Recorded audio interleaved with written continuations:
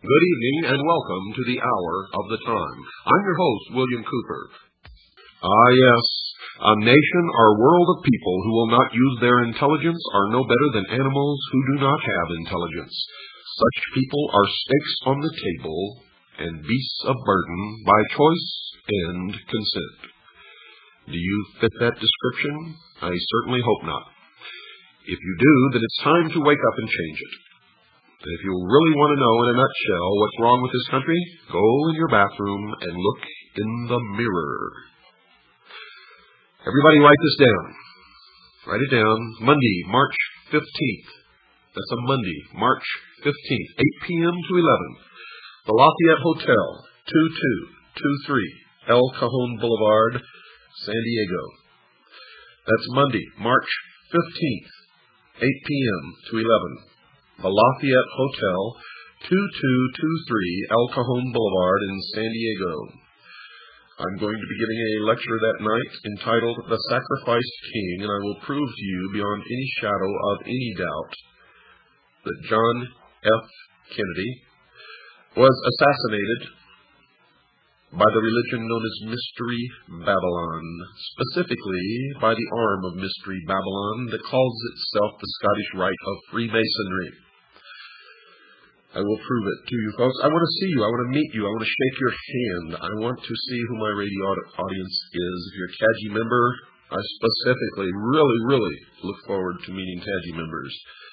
You are my heroes. You are the ones who do the dirty work, who are constantly digging out and sending in information. So if you're a CAGI member, I want to meet you. I want to see you. I want to shake your hand. If you're just a listener to this show, I still want to meet you. I want to shake your hand. I want to see you. And you're going to want to hear and see what I have to say and show you on Monday, March 15th at 8 p.m. at the Lafayette Hotel, 2223 El Cajon Boulevard in San Diego, California. The price of admission is $40. If you're a CAGI member, it's $30. CAGI members get a 25% discount to this lecture. Sometimes CAGI members get a bigger discount, but this is all I was able to negotiate with the promoters of this event in San Diego. By the way, I will be there all weekend. I will be there the 13th, 14th, and 15th. Actually, I'll be there the 12th, 13th, 14th, and 15th. I'll have a room at the hotel. If you want to come earlier, I'd like to meet you. I'd like to sit down and talk to you. I plan on having some conferences with some good people, some patriots in my room. And you'll get to meet my wife and my little daughter, Pooh. They're both looking forward to meeting you also. So, please, put it on your calendar. Start saving your money. Make sure that you are there. It is important. Now, at the same time in this hotel, the National New Age and Truth About UFOs conference is going on. So if you're interested in this nutty Looney Tunes stuff, you might want to come down and go to some of that too. Now, some of these speakers have something to say. Most of them, however, are as nutty as a fruitcake, and so is what they say. I know, I've been to many of these. I've talked to these people so many times, it's pathetic. I've sat in and listened to them, and you talk about lies and deception and just plain old bullshit. You hear a lot of it at these conferences. But don't get me wrong, folks, because sometimes it's a lot of fun. I mean, sometimes Looney Tunes is just fun. Escape from the real world a little while and listen to some of these people. Most of the lectures are free. If you want to go to the workshops, that'll cost you. But most of the lectures are free. I mean, you can sit there all day and listen to these people. And some of them have something to say. Most of them belong in the loony bin. I'm telling you right now. My workshop is 8 o'clock Monday night. Something's wrong, folks, in America. Something's really wrong. Something is destroying everything that we've ever held dear in this country. What is it? Well, if you've been listening to this show, many of you already know what it is. If you've just been listening to the show for a little while, you may have some idea, but you're not quite really sure yet what's going on. Well, I'm going to tell you right now, it's all about religion. Whether you're religious or not doesn't make any difference. It's all about religion.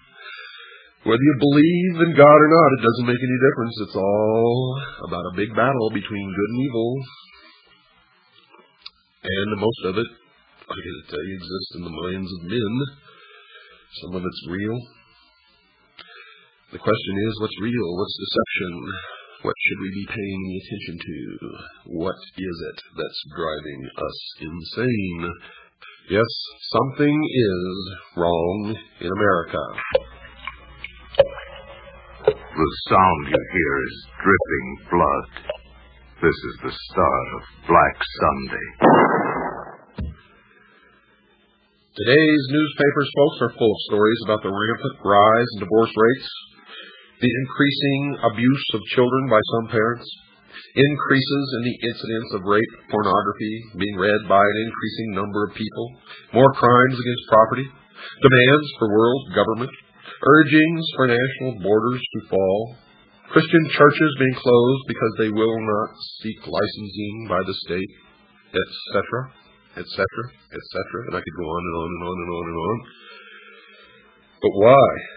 Why are these things happening? Why are all of the legacies of the past, the family, national borders, the right to practice any chosen religion, the right to private property, among other things, under such an attack? Is it possible that there are actually people and organizations who really want to change the basic order of things? Well, my regular listeners know the answer to that. Clues to the answers to these questions, folks, can be gleaned from some comments made by people and organizations that are talking about these wide-ranging changes in the nature of our lifestyle.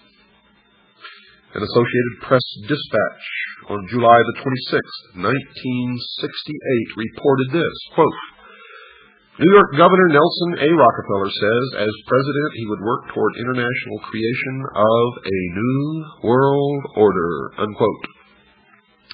And you thought George Bush coined that phrase? Surprise, surprise.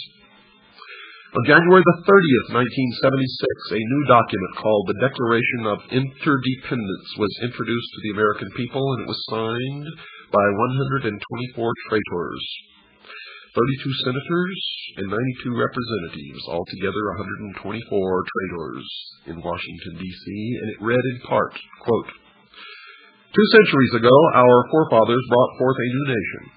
Now we must join with others to bring forth a new world order, unquote. And you thought George Bush coined that phrase. Surprise, surprise. Another individual who has commented is Henry Kissinger, probably the greatest traitor this nation has ever known, former Secretary of State. According to the Seattle Post-Intelligence of April 18, 1975, Mr. Kissinger said, quote, Our nation is uniquely endowed to play a creative and decisive role in the new order which is taking form around us, unquote.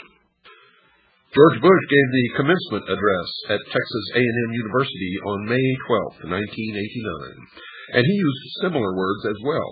His speech was on the subject of Soviet-American relations, and he was quoted as saying in part, quote, Ultimately, our objective is to welcome the Soviet Union back into the world order. Perhaps the world order of the future will truly be a family of nations, unquote.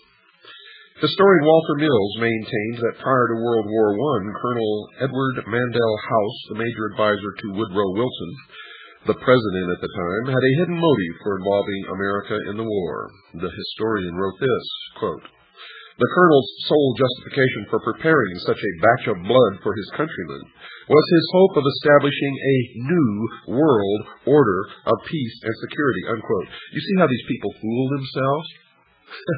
They always say that the end is peace and security, a world utopia.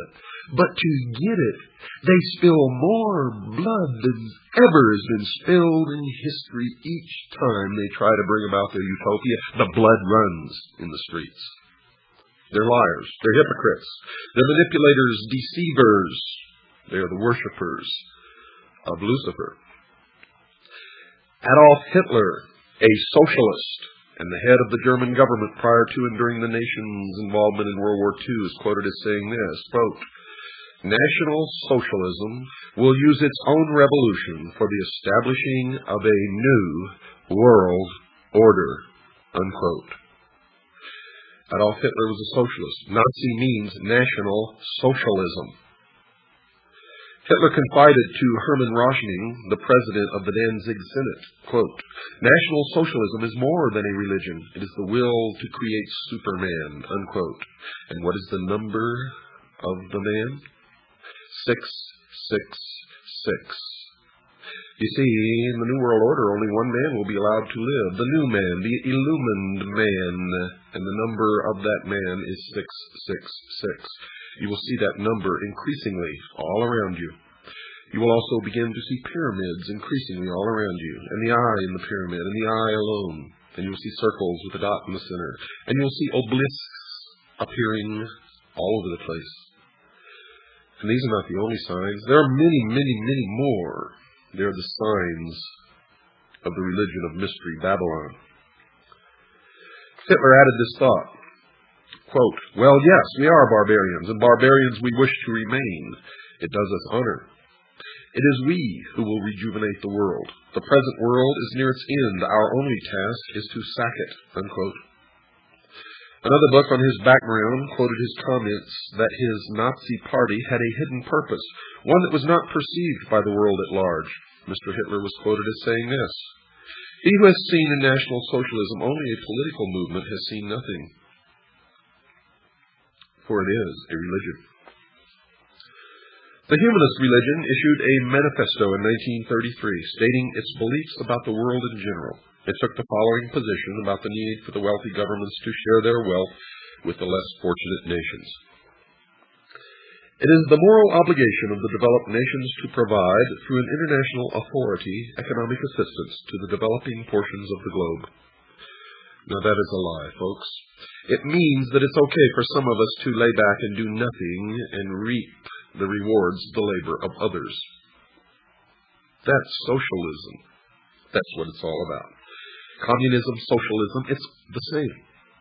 And these people, the worshippers of Mystery Babylon, are the original communists. They are international socialism. They invented it. It is their creation. It is their dream of a world utopia. A one-world totalitarian socialist government. The April 1974 issue of Foreign Affairs, the quarterly periodical issued by the Council on Foreign Relations in New York, had an article in it by Richard N. Gardner, the former Deputy Assistant Secretary of State for International Organizations in the Lyndon Johnson and John Kennedy administrations, and he stated this, quote, "We are likely to do better by building our house of world order from bottom up rather than from the top down. An end run around national sovereignty, eroding it piece by piece, is likely to get us to world order faster than the old-fashioned assault," unquote. Even the Communist Party is voicing similar thoughts. The People's Daily World for Thursday, March 9, 1989, contained an article written by Angela Davis. You remember her? Those familiar with Miss Davis will remember that she was the vice presidential candidate for the Communist Party a few years ago. She currently is a member of the National Committee of the Communist Party of the United States, and she is quoted in the paper as saying, quote, "One underlying effect of anti-communism in this respect is to encourage a certain hesitancy to embrace solutions which call for deep structural socio-economic transformation," unquote. Another communist, Alexei Kovylov, spoke at an evening meeting held at Windstar, Colorado, in August 1985, and gave the participants in attendance a surprise presentation. He spoke about the 12th World Festival of Youth and Students held in Moscow a few months prior to his lecture. He said, quote, "There were 3 programs. The first was political and dealt with the various issues of peace and disarmament. The second was dedicated to environmental issues and to the new international economic order," unquote.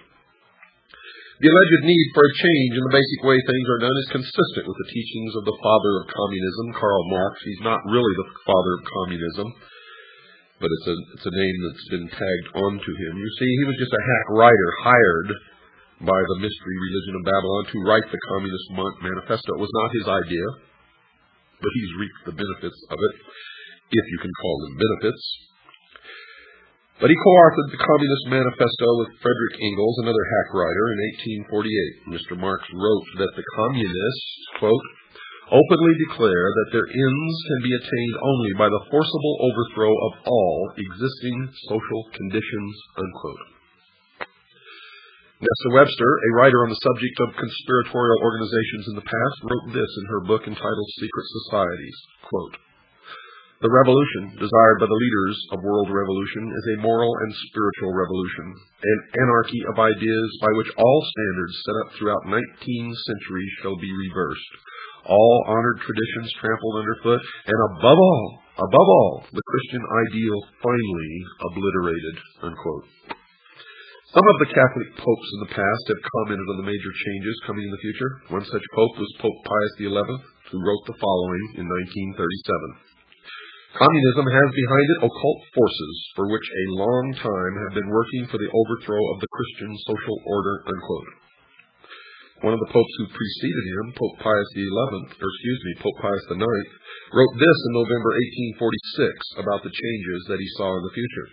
Quote, that infamous doctrine of so-called communism is absolutely contrary to the natural law itself, and if once adopted, would utterly destroy the rights, property, and possessions of all men and even society itself, unquote. Now, don't get all worked up about what the Pope says, because they have succeeded now with this Pope in putting one of their own upon the throne of the Vatican. It had long been their dream, and now it is true. And the bans have been lifted against Catholics joining secret societies. Many of the hierarchy of the Vatican belong to the secret societies, the Freemasons, Propaganda II, etc., etc., etc. You will find an obelisk, the symbol of the phallus, the penis of Osiris, in the Vatican courtyard. You don't believe me? Go look. Another individual who wrote about the future was Dr. Jose Arguelles of an organization known as the Planet Art Network. Dr. Arguelles wrote, quote, also implicit in all these events is a call for another way of life, another way of doing things, a redistribution of global wealth, in short, a new world order, unquote. Now, just what the future society was that these people are talking about was described in a brief manner by Marilyn Ferguson in her book entitled The Aquarian Conspiracy, and she wrote this, quote, the new world is the old, transformed, unquote. Another clue about what is in store for the future world was offered by Dr. James H. Billington, who received his doctorate as a Rhodes Scholar. Where have you heard that before? You have a Rhodes Scholar sitting in the Oval Office right now. Received his doctorate as a Rhodes Scholar at Oxford University and has taught at Harvard and Princeton Universities. He wrote this in his book entitled Fire in the Minds of Men. Quote, this book seeks to trace the origins of a faith, perhaps the faith of our time. What is new is the belief that a perfect secular order will emerge from the forcible overthrow of traditional authority, unquote. You hear that? They believe a perfect secular order will emerge. Nothing perfect will ever emerge from the minds of imperfect men, and no men will ever be ruled by other imperfect men in any kind of a perfect utopian order, secular or otherwise. That is why we must be eternally vigilant. Eternally vigilant. That these future changes would involve force and slavery was confirmed by B.F. Skinner, chairman of the psychology department at Harvard University. In his book entitled Beyond Freedom and Dignity, Dr. Skinner has been called the most influential of living American psychologists by Time magazine. So the world should listen to the professor when he speaks. The magazine told the reader what the message of Professor Skinner's book was. Quote, we can no longer afford freedom, and so it must be replaced with control over man, his conduct, and his culture, unquote. Not long ago in the Los Angeles Times, there was an article called 10 Forecasts for the Coming Decade. One of these was chemical or electronic implants to control individual behavior on a 24-hour basis. Another student of these changes is Alvin Toffler, who wrote this in his book entitled The Third Wave. And you should read everything that he's written, by the way, because what he's writing is what is coming. Quote, "A new civilization is emerging in our lives. This new civilization brings with it new family styles, changed ways of working, loving, and living, a new economy, new political conflicts, and beyond all this, an altered consciousness as well. The dawn of this new civilization is the single most explosive fact of our lifetimes," unquote. Another scientist involved in commenting upon the future changes was Dr. Carl Sagan, and he's observed this, quote, "It's clear that sometime, relatively soon in terms of the lifetime of the human species, people will identify with the entire planet and the species," unquote. Now, the reason, folks, why these changes are necessary was explained by Manly P. Hall, perhaps the world's leading authority on esoteric words and language. He was a 33rd degree Freemason. He wrote in his book entitled Lectures on Ancient Philosophy, quote, "The time has not yet arrived when the average man is strong enough or wise enough to rule himself," unquote. And he explained who he considered worthy enough to rule those on the world considered by the experts to be incapable of governing themselves. He wrote this, quote, "Never will peace reign upon the earth until we are ruled by the fifth." And who is the fifth? Why, them, of course. The illumined, the priests of the mystery religion of Babylon. Mr. Hall even indicated that these changes would occur soon. He wrote this comment in his book previously cited, quote, 100 years ago, meaning in 1884, folks, it was predicted that within a few centuries men would revert to the gods of Plato and Aristotle. We may all look forward with eager anticipation to that nobler day when the gods of philosophy once more shall rule the world, unquote. Aldous Huxley, in his book called Brave New World Revisited, quotes a character called the Grand Inquisitor in one of Fyodor Mikhailovich Dostoevsky's parables as saying this, quote, "In the end, they, the people, will lay their freedom at our, the controller's feet, and say to us, 'Make us your slaves, but feed us,'" unquote.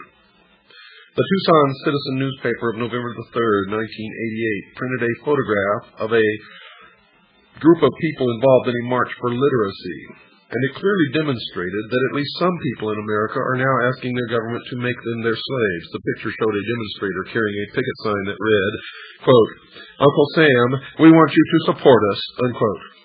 Mr. Huxley gave us a date when we could expect these changes to occur.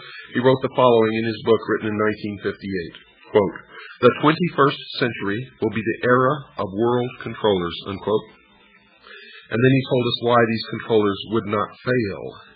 Quote, "The older dictators fell because they could never supply their subjects with enough bread, enough circuses, enough miracles and mysteries. Under a scientific dictatorship, education will really work, with the result that most men and women will grow up to love their servitude and will never dream of revolution. There seems to be no good reason why a thoroughly scientific dictatorship should ever be overthrown," unquote. Someone who might have given the world the date for the commencement of these predicted changes was Zbigniew Brzezinski, a Marxist, President Jimmy Carter's national security advisor during his 4-year administration. And he wrote the following in his book entitled Between Two Ages, by the way. You should read every book that he's ever written. You will be angered. Quote, "Either 1976 or 1989, the 200th anniversary of the Constitution, could serve as a suitable target date for culminating a national dialogue on the relevance of existing arrangements, the workings of the representative process, and the desirability of imitating the various European regionalization reforms and of streamlining the administrative structure," unquote. And it did begin exactly when he said it would. So the people of the world can now determine what those changes are that those in the positions of implementing changes have in store for them. In summary, folks, these changes are: the old world is coming to an end. It will be replaced with a new way of doing things. The new world will be called the New World Order. This new structuring will redistribute property from the have nations and will give it to the have-not nations. The New World Order will include changes in the family, the workplace, religion. The United States will play a major role in bringing it to the world. World wars have been fought to further its aims. Adolf Hitler, the Nazi socialist, supported the goal of the planners. The majority of the people will not readily accept the New World Order, but will be deceived into accepting it by two strategies. One, those in favor of the changes will have become seated in the very thrones of power, generally without the public realizing that fact, and this has already occurred. Two, the old world order will be destroyed piece by piece by a series of planned nibbles at the established format. The Communist Party is actively supporting the changes to the New World Order. The basic tenets of Christianity, which were the base for the Old World Order, will have to be eliminated. If the slower methodical techniques of change do not function, violence will be introduced and controlled by the planners, including possibly a World War III using atomic weapons. The people of the world will give up their freedom to the controllers because there will be a planned famine or some other serious occurrence, such as a depression or war. The change to the New World Order is coming shortly, folks, and it has already begun. However, if that is not the case, it will be introduced one step at a time so that the entire structure will be in place by the year 1999. We've got to take a short break. Don't go away, folks. I'll be right back after this very short pause.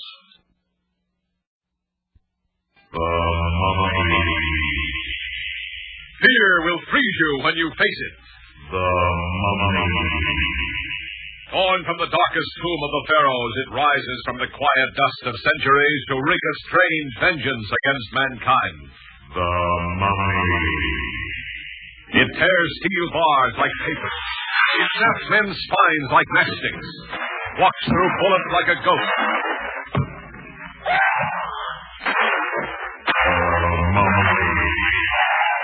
It sees without eyes, it lives without breath, yet its desires are strangely, madly human. The motion picture screen's most shocking experience in suspense. In killing Technicolor. The Mummy.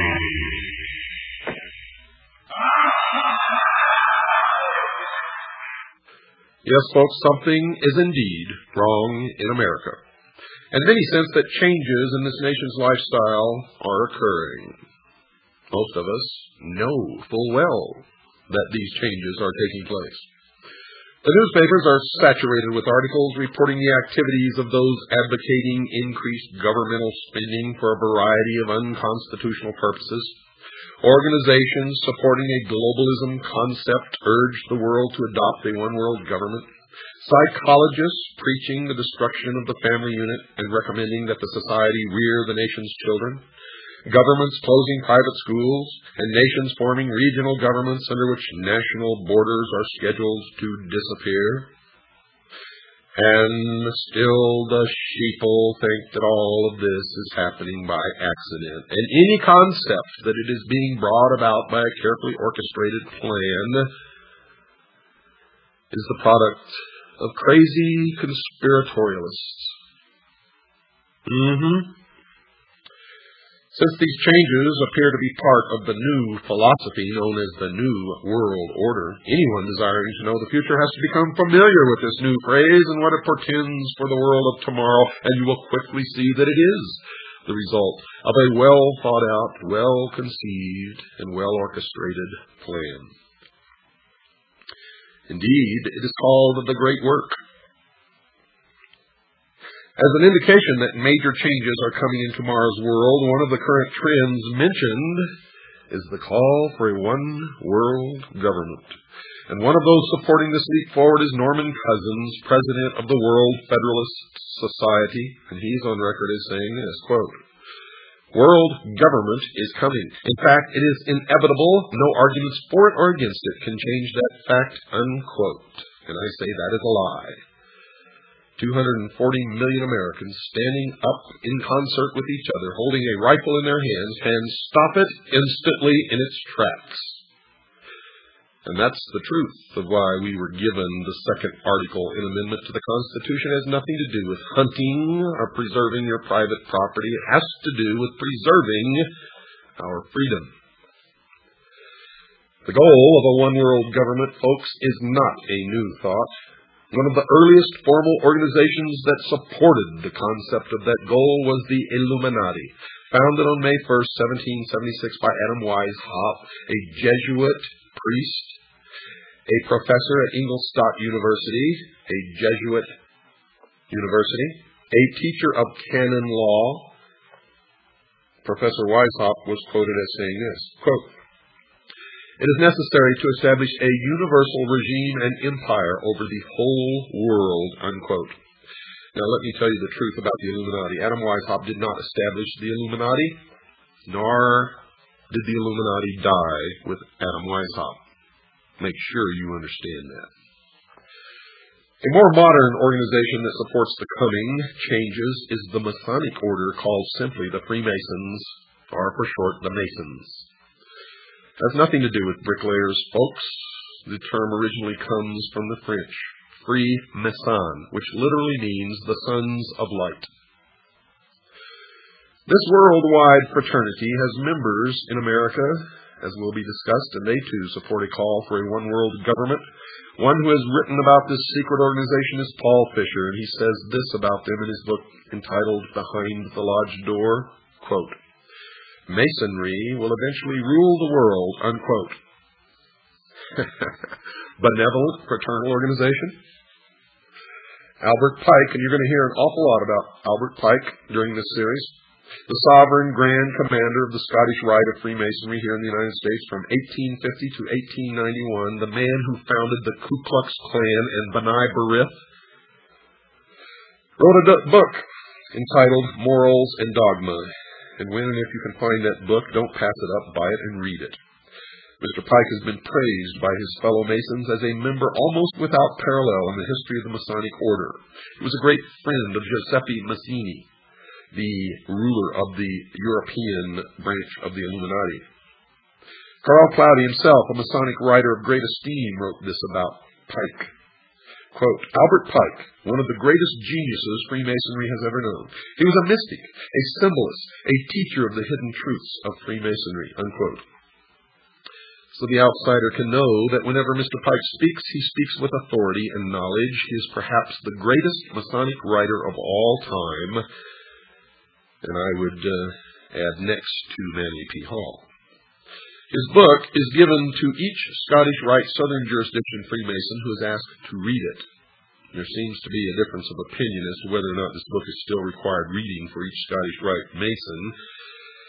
As we were told that it was given to each Scottish Rite Mason in Tucson, other Masons say that that is not true. But you have to remember they're sworn not to reveal the secrets of the lodge, and therefore you can never trust them to tell you the truth, no matter what they're telling you. But in this book, Morals and Dogma, Pike informs the new Mason about the moral teachings of the Masonic Lodge. He instructs the Masonic reader that the order will eventually be asked to rule the entire globe, and he wrote this, quote, "The world will soon come to us for its sovereigns and pontiffs. We shall constitute the equilibrium of the universe and be rulers over the masters of the world," unquote. He wrote this supportive statement in a book entitled Legenda, quote, "And thus the warfare against the powers of evil that crushed the order of the temple goes steadily on, and freedom marches ever onward toward the conquest of the world," unquote. Reference to the order of the temple is reference to the Knights Templars, who were destroyed in concert by King Philip of France and Pope Clement V. And the powers of evil referred to in this paragraph is the Christian church, the Christian religion, Christianity as a whole. Let me read it to you again, just in case you weren't paying attention. Quote, "And thus the warfare against the powers of evil that crushed the order of the temple goes steadily on, and freedom marches ever onward toward the conquest of the world," unquote. The order of the temple Mr. Pike was writing about was the Knights Templar, which was, according to him, quote, "devoted to the cause of opposition to the tiara, the Pope's triple crown, and the crown of kings," unquote. Well, then is it any wonder that the King of France and the Pope crushed the Templars in France? For that is the only place that they were truly crushed. Mr. Pike said that the Catholic Church was a power of evil because it had crushed the Templars, even though he admitted that they were devoted to opposition to the Church and its leader, the Pope. But the major point of that quote is that these forces of opposition, presumably meaning the Masons, are marching onward toward the conquest of the world. Mr. Pike repeated his devotion to the conquest of the world with this comment at the end of his book entitled Morals and Dogma, quote, "Such, my brother, is the true word of a master mason, such the true royal secret which makes possible, and shall at length make real, the holy empire of true Masonic brotherhood," unquote. Now, all of you master masons out there who've been writing me letters, don't write to me anymore. You are my enemies. And if I can, I will destroy you. Don't write to me and profess your innocence, for your own have proclaimed your guilt. And if you are truly innocent, then you're just a foolish dupe, and you better get out while you can. The major worldwide movement that champions a one-world government, folks, under a religious leader is a new phenomenon occurring worldwide called the New Age movement, a creation of Freemasonry. The newspaper put out by the Scottish Rite of Freemasonry is called The New Age. Tex Mars, a researcher into this new religion, has written 2 books on the subject. Both of these books are excellent primers for those who wish to know more about the beliefs of this religion.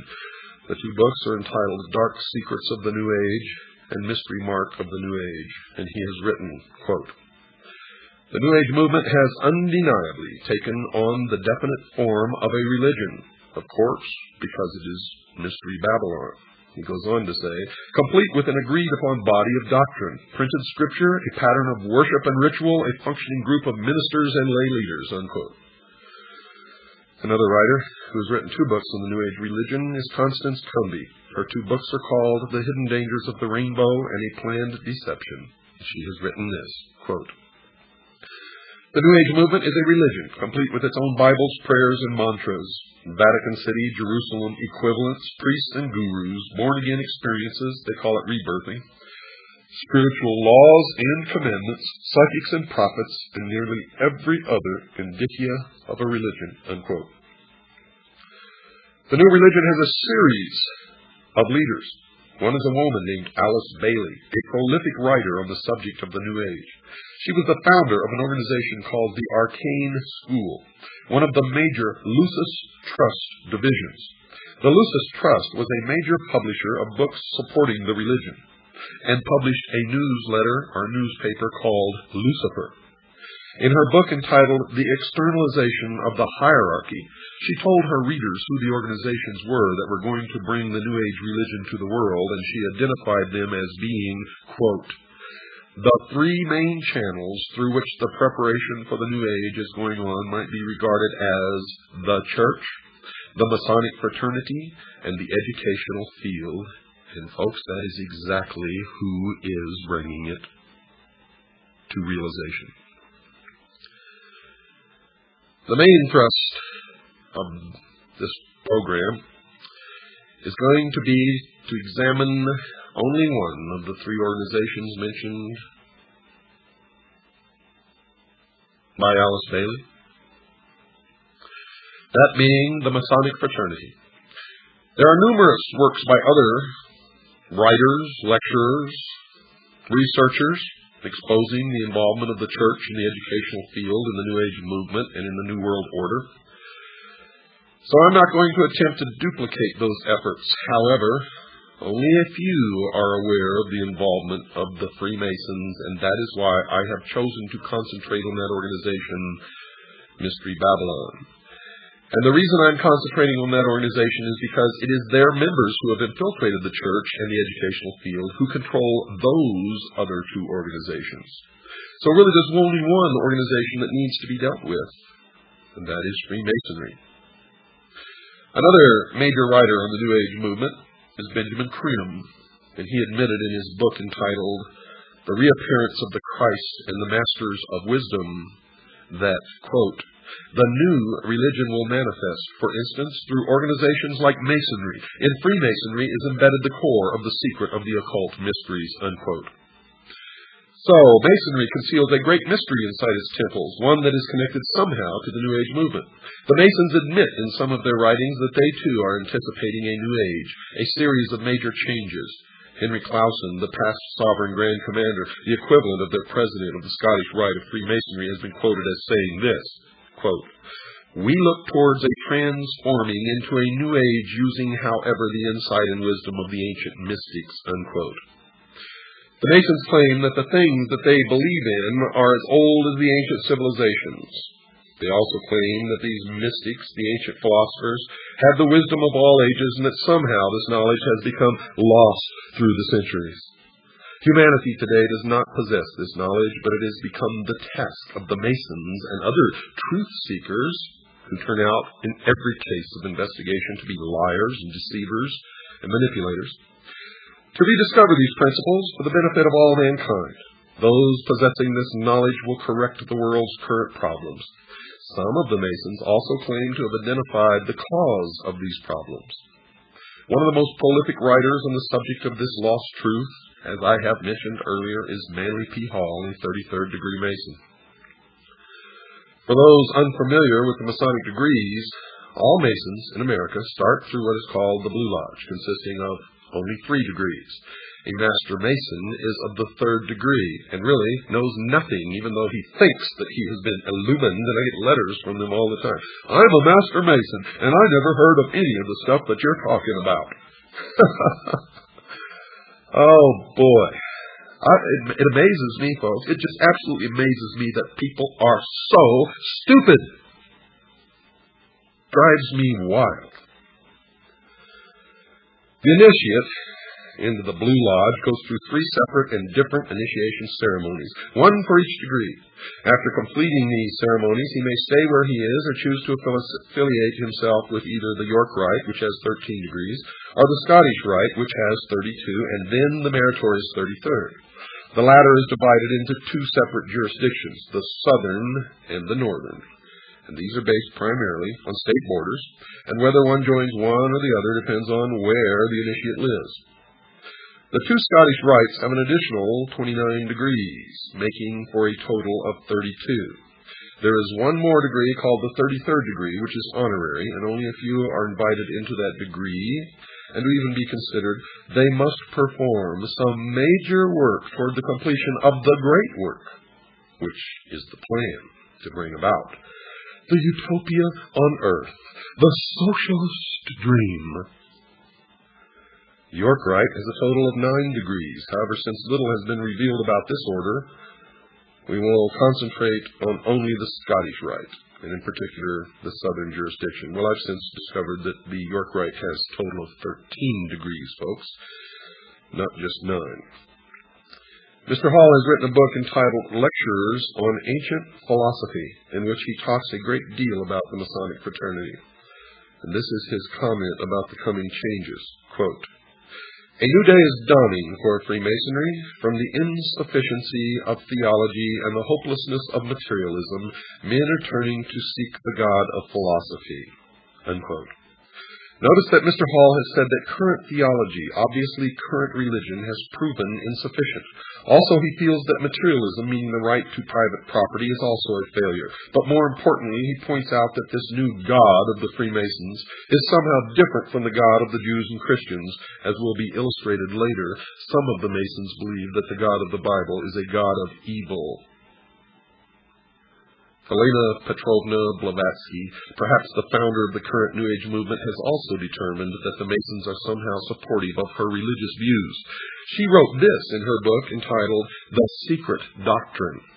Quote, "At the end of the 18th and the beginning of the 19th centuries, many Freemasons traveled to Tibet, where they were initiated into the esoteric, defined as intended for or understood by only a chosen few as an inner group of disciples or initiates, by an esoteric order of the Masters of Wisdom."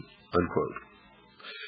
It should be expected that she would support the Masonic fraternity. In 1875, she founded an organization called the Theosophical Society, basically dedicated to teaching the world about her new secret religion.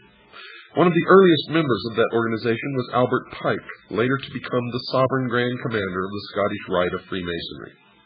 Albert Pike, who later became a 33rd degree Mason, the highest degree attainable, also saw that there were some significant changes coming, and that he was supportive of those changes.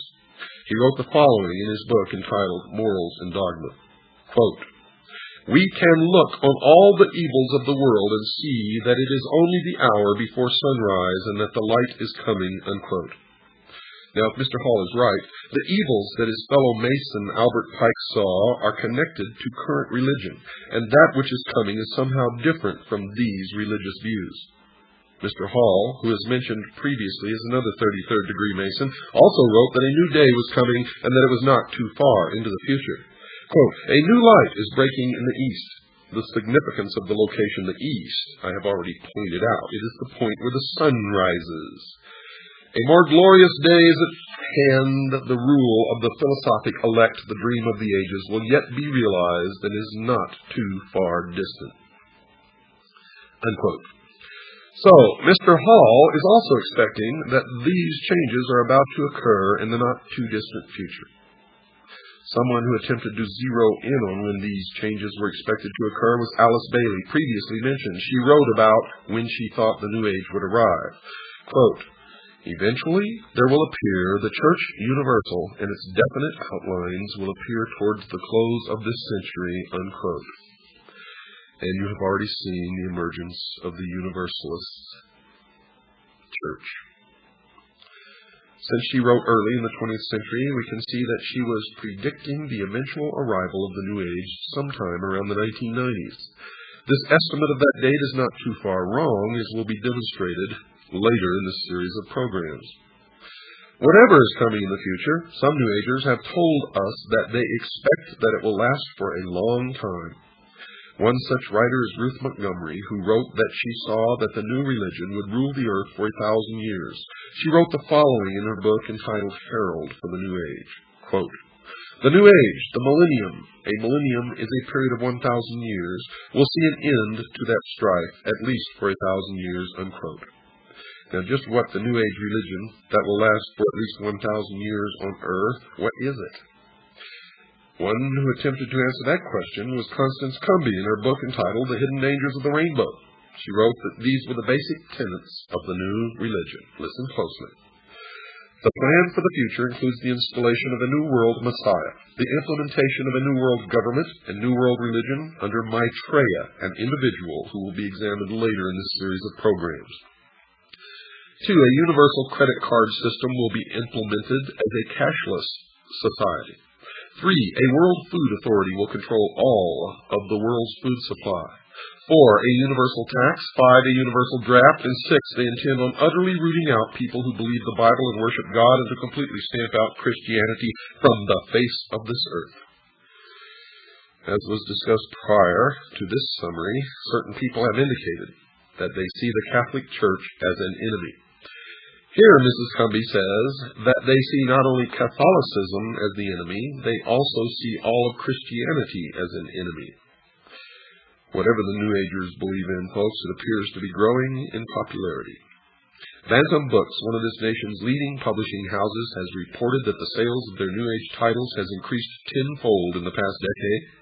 Time magazine reports that the number of New Age bookstores has doubled in the past 5 years to a total of about 2,500. According to an article in Forbes magazine, quote, "Publishers estimate that total sales of New Age titles today are at least $100 million at retail," unquote. So, whatever they believe in, many believe in it. But perhaps the most insightful comment about the nature of what the New Age religion believe in and who they worship as their God was written by Mrs. Cumby in her book entitled The Hidden Dangers of the Rainbow. She wrote that they had, quote, "the intent of bringing about a new world order, an order that writes God out of the picture and deifies Lucifer," unquote. So if Mrs. Cumby and the other writers on the subject are right, the New Age movement needs to be studied in some depth.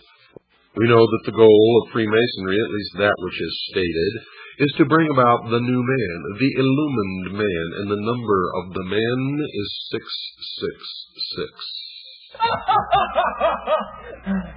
Please, we're doing all we can for you.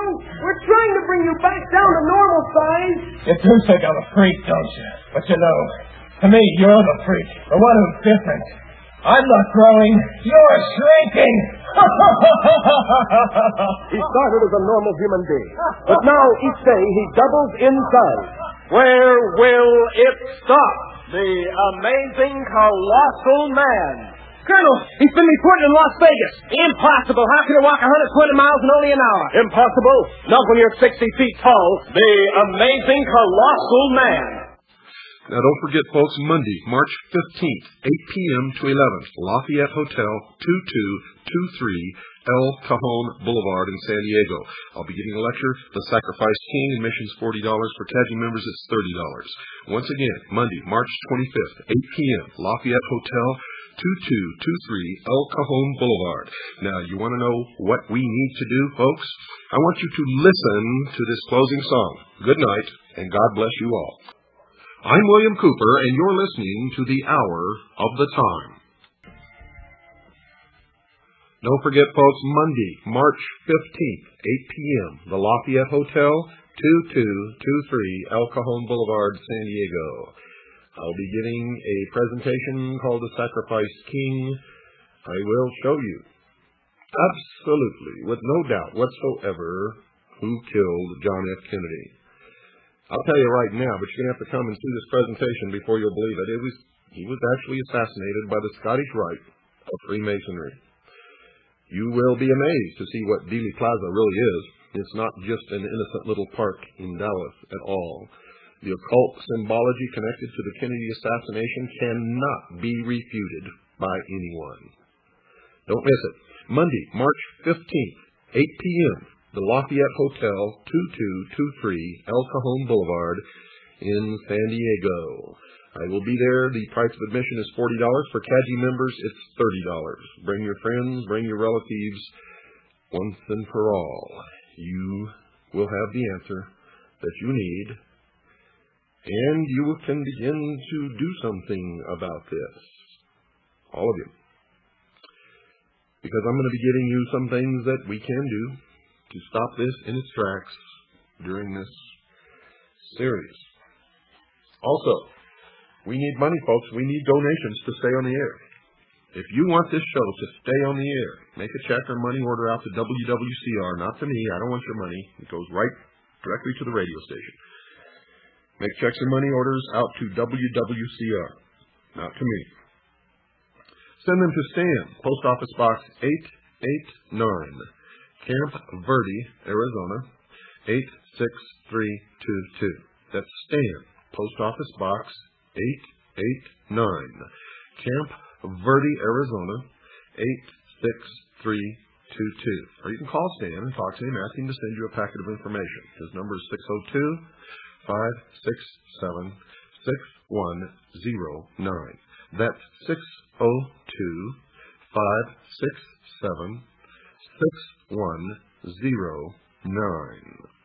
Now, if you'd like to join CAGI, that's the Citizens Agency for Joint Intelligence, send $45, along with your name and address. Tell us you want to join CAGI, and we'll put you on the rolls. Now, if you live in another country outside the United States, the membership fee is $55, and yes, you too can join. We're interested in saving the Constitution, the United States of America, and freedom for the world, so you're not left out no matter where you live. Okay? If you're interested in purchasing my book, Behold a Pale Horse, which has many of the answers in it that you're all looking for. If you're a CAGI member, it's $25. That includes postage and handling. If you're not a CAGI member, it's $30, and that includes postage and handling. Send it to the same address, to Stan, Post Office Box 889, Camp Verde, Arizona, 86322. Now, at the Lafayette Hotel that weekend, the 12th, 13th, 14th, and 15th, we'll be there. We'll have a table. My books will be there. Also, tapes of the Kennedy assassination will be there. Also, tapes of my Atlanta lecture, which is over 7 hours in length. They will be there. If you like to get a copy of those, also my book, behold a pale horse. So I hope to be able to see you there. I want to see CAGI members for sure, and anybody that's a listener to this program. I'd love to meet you, shake your hand, talk, and I'm going to be making myself available to spend with you people when you come. Now, this is a conference. It's called the National New Age and Truth About UFOs Conference. I have nothing to do with the New Age movement, folks, and I am not a ufologist. I have nothing to do with that. But I have been invited to give a presentation on Monday night at 8 p.m., and I'm going to be there and do that. You see, I'll go anywhere and talk to anybody. I love people. My mission is to deliver a message to everyone. One of the reasons that the New Age movement has made such inroads is that most of you out there have abdicated. You've given it up to them. You see, anybody can get a table at any of these conferences, if you want to call them that, or shows, or whatever you want to call them, meetings, expositions. Anybody can buy a table. All you have to do is write to the organizers, say you want to buy a table, pay your money, and you've got a table. It's simple. I know that these people are just as misled as everybody else, so I want to talk to them too. I'll talk to anybody. You want me to come to your town? Call Stan. Ask him how to do it. You can get me to your town too to speak. Folks, something is wrong in America. No doubt about it. There's a new religion appearing. Many of you call it the New Age religion. And it appears to be the exact opposite of the Old Age religion, meaning the religion of the Jews and the Christians. It's not really that different. I've studied it. I've talked to people who practice it. They claim it's not a religion, but it is. Christ has ceased to become a man, the Son of God, the actual manifestation of God in the flesh on earth, and has become the consciousness, the Christ consciousness. And anyone can be Christ if they have this Christ consciousness in the New Age religion. Now, these are the two religions, the Christian religion and the Jewish religion, that set the United States on its course, because these religions taught that mankind had some basic human rights. They held that the family was the basic unit in all of the world. They believed in the right to private property. They believed in the unalienable, which is defined as being incapable of being surrendered, right to life. They held that each person had the right to worship their God, and they held that all had the right to freedom of association, as shall be so disclosed during this series.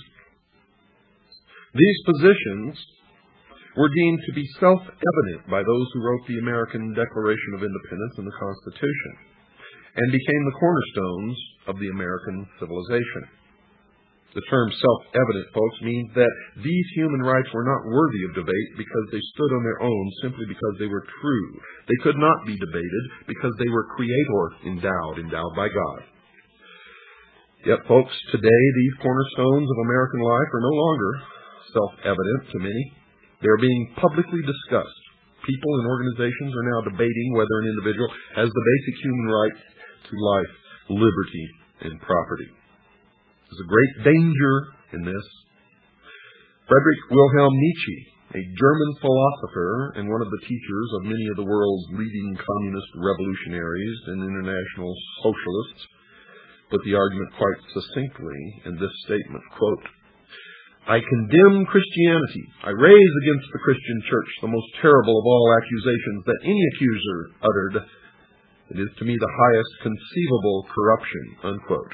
Remember, the priests, the initiates of the mystery schools, believe that Christianity is a corruption of the mysteries, the worship of Lucifer, represented by the sun, the light, Osiris.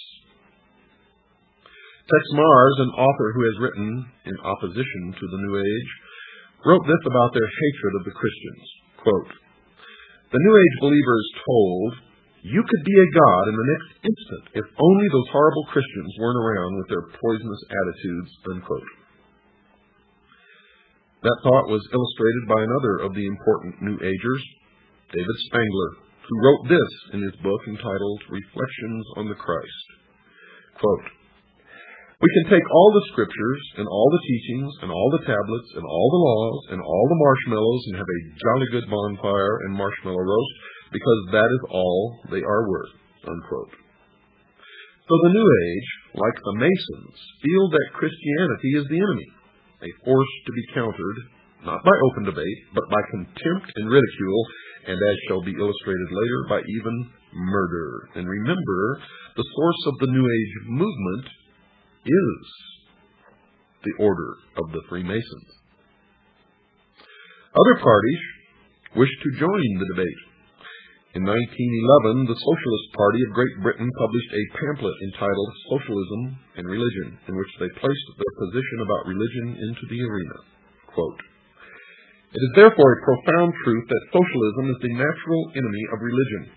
A Christian socialist is in fact an anti-socialist. Christianity is the antithesis of socialism." Unquote. So the socialists, the New Ager, and the Mason have declared war on the Christians. And, as in every war, the enemy must be defeated even by bloodshed if necessary. This war has deep roots in history, and I will cover those roots so that you will understand it perfectly where this came from. This war is no different. Bloodshed is anticipated by all parties in the battle. LaBetty Lafferty and Bud Hollowell, two New Agers, started the discussion about how their religion sanctions the use of violence against the Christian community. They wrote the following in their book entitled The Eternal Dance. Quote, "This is a time of opportunity for those who will take it," apparently meaning the New Agers, the initiates of the mystery religions, socialists. "For others," apparently the Christians, "if the earth is unsuitable for them, if they will not accept the New Age religion, they will go on to other worlds," unquote, which simply means they will be exterminated. You better listen to me, folks. I am a messenger, and my message is unmistakable, and it had better not fall upon deaf ears, for those deaf ears will be rendered dead in the coming New World Order. Another New Age spokesman, Maharishi Mahesh Yogi, the guru sought out by the rock and roll group known as the Beatles and others, has been quoted as saying, quote, "There has not been and there will not be a place for the unfit. The fit will leave, and if the unfit are not coming along, if they will not accept the New Age religion, there is no place for them. In the age of enlightenment, there is no place for ignorant people. Non-existence of the unfit has been the law of nature," unquote. Another example of New Age thinking on this vital issue came from a pamphlet available in a bookstore selling New Age material. It was published by something called the Guardian Action Publications of New Mexico, and it was entitled Cosmic Countdown. This pamphlet alleged that it had received these thoughts from something called higher intelligence, and it directed its attention to the hunger disease problem in the Third World, and the pamphlet simply stated, quote, "The world should be forewarned to be on the lookout for diseases which have been suppressed for years, suddenly rearing their ugly heads and decimating populations already on the verge of starvation in the Third World nations. Although these peoples will eventually be replaced by the new root race about to make its appearance in a newly cleansed world, nevertheless, for the moment, this is a tragedy," unquote. You see, they have made incredible admissions, but none of you are looking, none of you are reading, none of you are absorbing. In fact, most of you are so stupid that you think that the only thing you should read is what you personally believe in or agree with. How can you exist in this world ignorant of the opinions and the writings and the thoughts of everyone else, including your enemy? The words reveal an incredible scenario. You see, these people in the Third World nations are going to be entirely replaced by what they call, quote, "a new root race," unquote. That eventuality will not be a tragedy. The tragedy is that these people are dying now due to starvation and disease, but when they die later or they're all gone and they're replaced by the new root race, that won't be a tragedy. The concept that a new race of people will inhabit the world in the New Age millennium has been expressed by other believers in the religion. Ruth Montgomery, previously mentioned, has written about that change. Quote, "Those who survive the shift will be a different type of people from those in physical form today, freed from strife and hatred, longing to be of service to the whole of mankind. The souls who helped to bring on the chaos of the present century, apparently the Christians and the Jews, will have passed into spirit to rethink their attitudes," unquote. To show that the New Agers are talking about the physical death of the enemy, one must only search the writings of other New Agers. Another believer to write on the subject of the destruction of those who will not accept the new religion was Ruth Montgomery, and she has been quoted as saying in a transcribed interview carried by a magazine called Magical Blend, quote, "Millions will survive and millions won't. Those who won't will go into the spirit state because there is truly no death," unquote. Estimates of the number to perish have been made by some New Agers. One who has made such an estimate is John Randolph Price, who was quoted by Tex Mars in his book about the New Age, and he said that, quote, "John Randolph Price was told by his spirit guide that up to 2.5 billion might perish in the coming chaos," unquote. And we already know that the goal of the plan called Global 2000 is to deplete the population by 2 billion people by the year 2000. Now, that estimate is about half of the current world population, 2.5 billion. Another estimate of the number required to die because they will not accept the new religion was offered by the so-called Tibetan master, Dwal Kul, who has said in one of his channeling experiences that 1/3 of all humanity must die by the year 2000. That would be about 2 billion people, at least. Channeling is one of the strange activities occurring inside the New Age religion. I have witnessed this, and I can tell you most channelers are just fraudulent con artists who are taking the money of those who pay to hear this channeling from dead spirits or ancient teachers or other world spirits. Some of the believers claim that they have the ability to call forth the deceased spirit of someone who lived many years before. Quite often, these spirits claim to be the ascended masters, those who have gone on to discover the eternal truths of all creation. One such believer who claimed to be in touch with a master was Alice Bailey, previously mentioned. Her spirit called himself Dwal Kul, and she claimed he spoke through her, saying, quote, "Death is not a disaster to be feared. The work of the destroyer is not really cruel or undesirable. Therefore, there is much destruction permitted by the custodians of the plan, and much evil turned into good," unquote. Now, just what the plan constituted was told to the world by Benjamin Krim, another New Age leader. He placed an advertisement in about 20 newspapers all over the world on April the 25th, 1982, that defined the term. The ad read in part, quote, "What is the plan? It includes the installation of a new world government and new world religion under Maitreya," unquote. But perhaps the most startling example of the teachings of this new religion came from the pen of Barbara Marx Hubbard, one of their most articulate writers, and she wrote in her book entitled Happy Birthday, Planet Earth, quote, "The choice is, do you wish to become a natural Christ, a universal human, or do you wish to die? People will either change or die. That is the choice," unquote. So the people of the world will be given a choice. They will choose to accept the new religion, or they will choose to die. The battle lines are drawn. Choices will have to be made. I have made my choice. What is yours? Some of the leading socialists of the past have shown that they too have chosen up sides. One such individual was Adolf Hitler, the head of the German government during World War II, who held no conviction that the murder of over 50 million people during that war was wrong. He considered himself to be an agent of this unseen God in reducing the population of people that he held to be undesirable. He wrote, quote, "I have the right to exterminate millions of individuals of inferior races which multiply like vermin," unquote. And he did what he considered acceptable inside his religion. Those who did not believe in his new religion had no choice, and they perished. The evidence that Adolf Hitler was a New Ager will be presented later in this series. Another of the leading spokesmen for the socialist position was George Bernard Shaw, a well-known writer during his day. He wrote a book entitled The Intelligent Woman's Guide to Socialism, in which he stated, quote, "I also made it quite clear that socialism means equality of income or nothing, and under socialism you would not be allowed to be poor."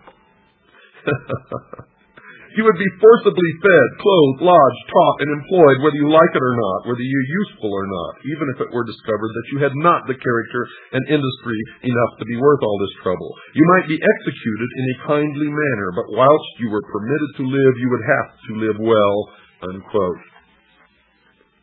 Socialism is the greatest perversion, deception, and lie that has ever existed on the face of this earth, and has brought nothing but misery, death, poverty to people who have been subjected to its cruelties. The Masonic writer Albert Pike placed the Masonic order into the discussion when he wrote this in his book Morals and Dogma.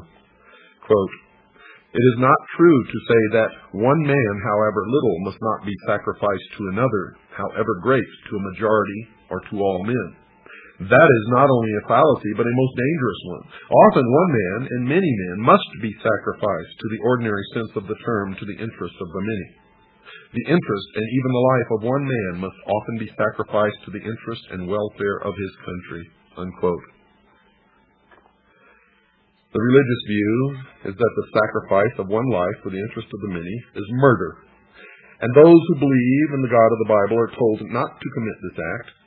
The commandment against this practice is contained in Exodus 20, verse 13 of the Old Testament, and in Matthew 5, verse 21 in the New, and is simply expressed in these simple words, quote, "Thou shalt not kill," unquote. The principle is easy to understand. No person has the right to take the life of another. This understanding is nearly worldwide.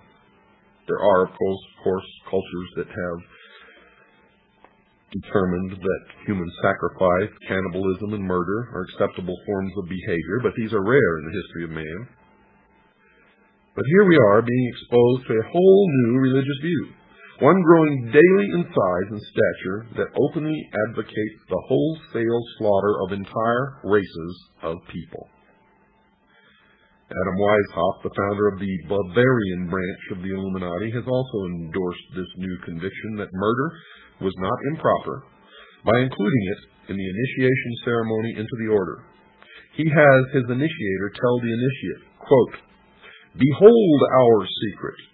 If in order to destroy all Christianity, all religion, we have pretended to have the sole true religion, remember that the end justifies the means, and that the wise ought to take all the means to do good which the wicked take to do evil." Unquote. The initiate was told that he may use whatever means, murder included, to achieve the goals of the association that he was joining, and that the major goal of the Illuminati was the destruction of all religion, including Christianity. That meant that if Christians physically stood in the way, they would be removed by simply murdering them. Weishaupt even went so far as to say that anyone not willing to take the life of another was unfit to join the Illuminati. He wrote the following in a letter to a fellow member in 1778, quote, "No man is fit for our order who is not ready to go to every length," unquote. Weishaupt wrote that again, this time using different words. Quote, "This can be done in no other way but by secret associations, which will by degrees, and in silence, possess themselves of the government of the state and make use of those means for this purpose, which the wicked use for attaining base ends," unquote. Now Weishaupt, folks, was aware of the enormous power of government, and he desired its power for his members. He committed his organization to its infiltration. Then he committed it to unspeakable purposes, anything that would further the goal of the Illuminati. He even went on to grant permission to his members to distort the truth by lying if it would further their goals. He wrote this, quote, There must not a single purpose ever come in sight that may betray our aims against religion and the state. One must speak sometimes one way and sometimes another, but so as never to contradict ourselves, and so that with respect to our true way of thinking we may be impenetrable." Unquote. And you wonder why politicians continually lie, continually break their promises. And no matter who you elect, Republican or Democrat, it doesn't make any difference. Perhaps a perfect example of an oath that these initiates take somewhere along the road to the pinnacle inside the secret society was given in a book written by George Orwell entitled 1984. Mr. Orwell has an initiate into a secret society called the Brotherhood in his story asked these questions. Quote, "Are you prepared to give your life? Are you prepared to commit murder? Are you prepared to commit acts of sabotage which may cause the death of hundreds of innocent people?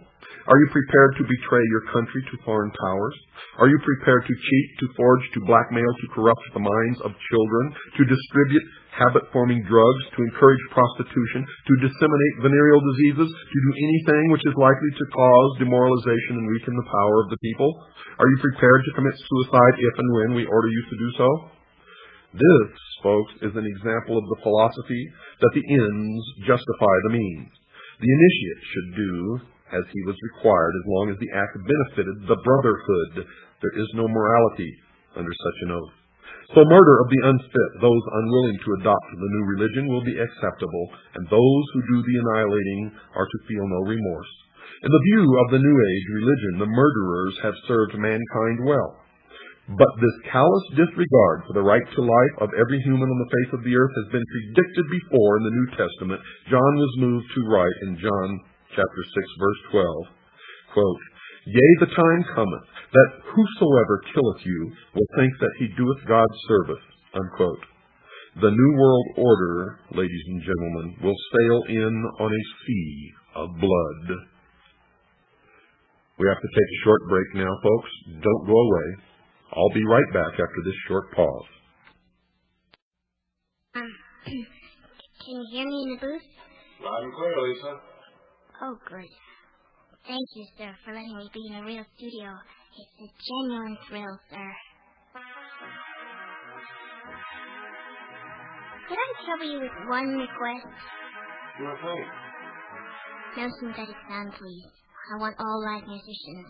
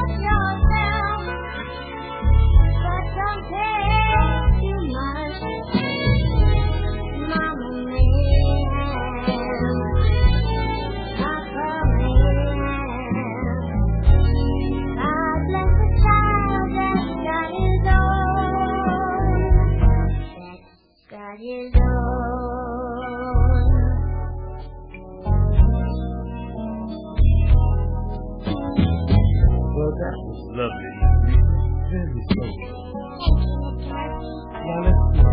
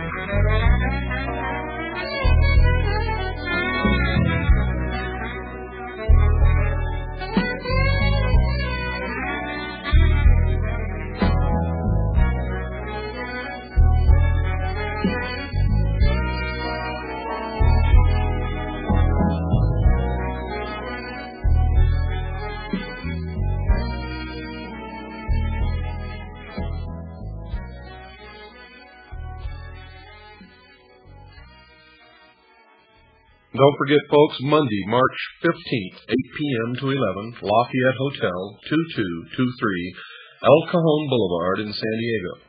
That's Monday, March 15th. I'll be there from 8 to 11, the Lafayette Hotel, 2223 El Cajon Boulevard, San Diego. I'm going to present a lecture with quite a bit of videotape entitled The Sacrificed King, and prove to you once and for all beyond any shadow of a doubt that John F. Kennedy was not killed by our government, but by the mystery schools, specifically the branch known as the Scottish Rite of Freemasonry.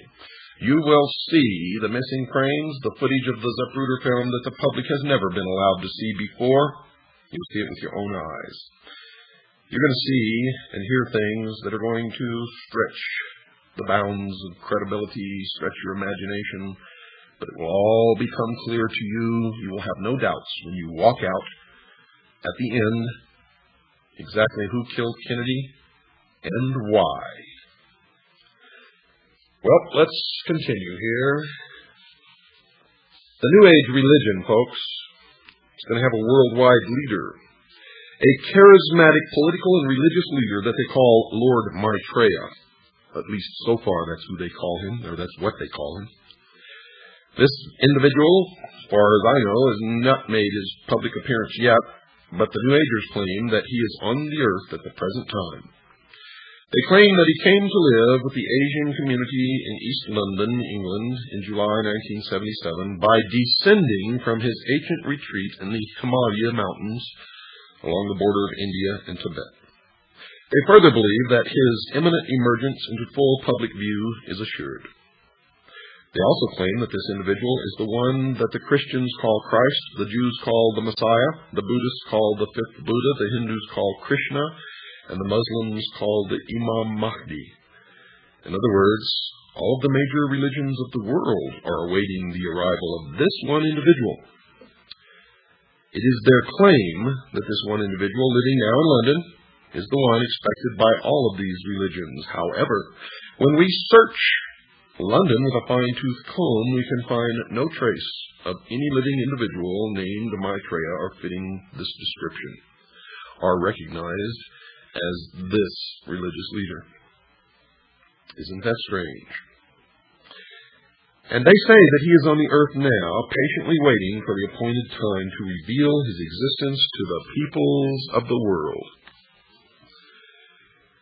They say that he will apparently assume the leadership of all of these religions, and when he does, he will create a one-world religion. The New Agers have written that in the esoteric tradition, previously defined as being intended for or understood by only a chosen few as an inner group of disciples or initiates, in other words, the esoteric means hidden. They claim that the word Christ is not the name of an individual, but the name of an office or function within the spiritual hierarchy of masters. They claim that the masters are a group of perfected men who have guided human evolution from behind the scenes for centuries, and they believe that this Lord Maitreya is that Christ. Now, Manly P. Hall has written of this individual by identifying him as, quote, the way, the truth, and the life, which coming to every life redeems all who accept it, unquote. Tex Mars has quoted this individual as saying, quote, "My army is ready for battle, my masters of wisdom and myself at the head. That battle will be fought for the continuance of man on this earth. Rest assured that my army shall triumph," unquote.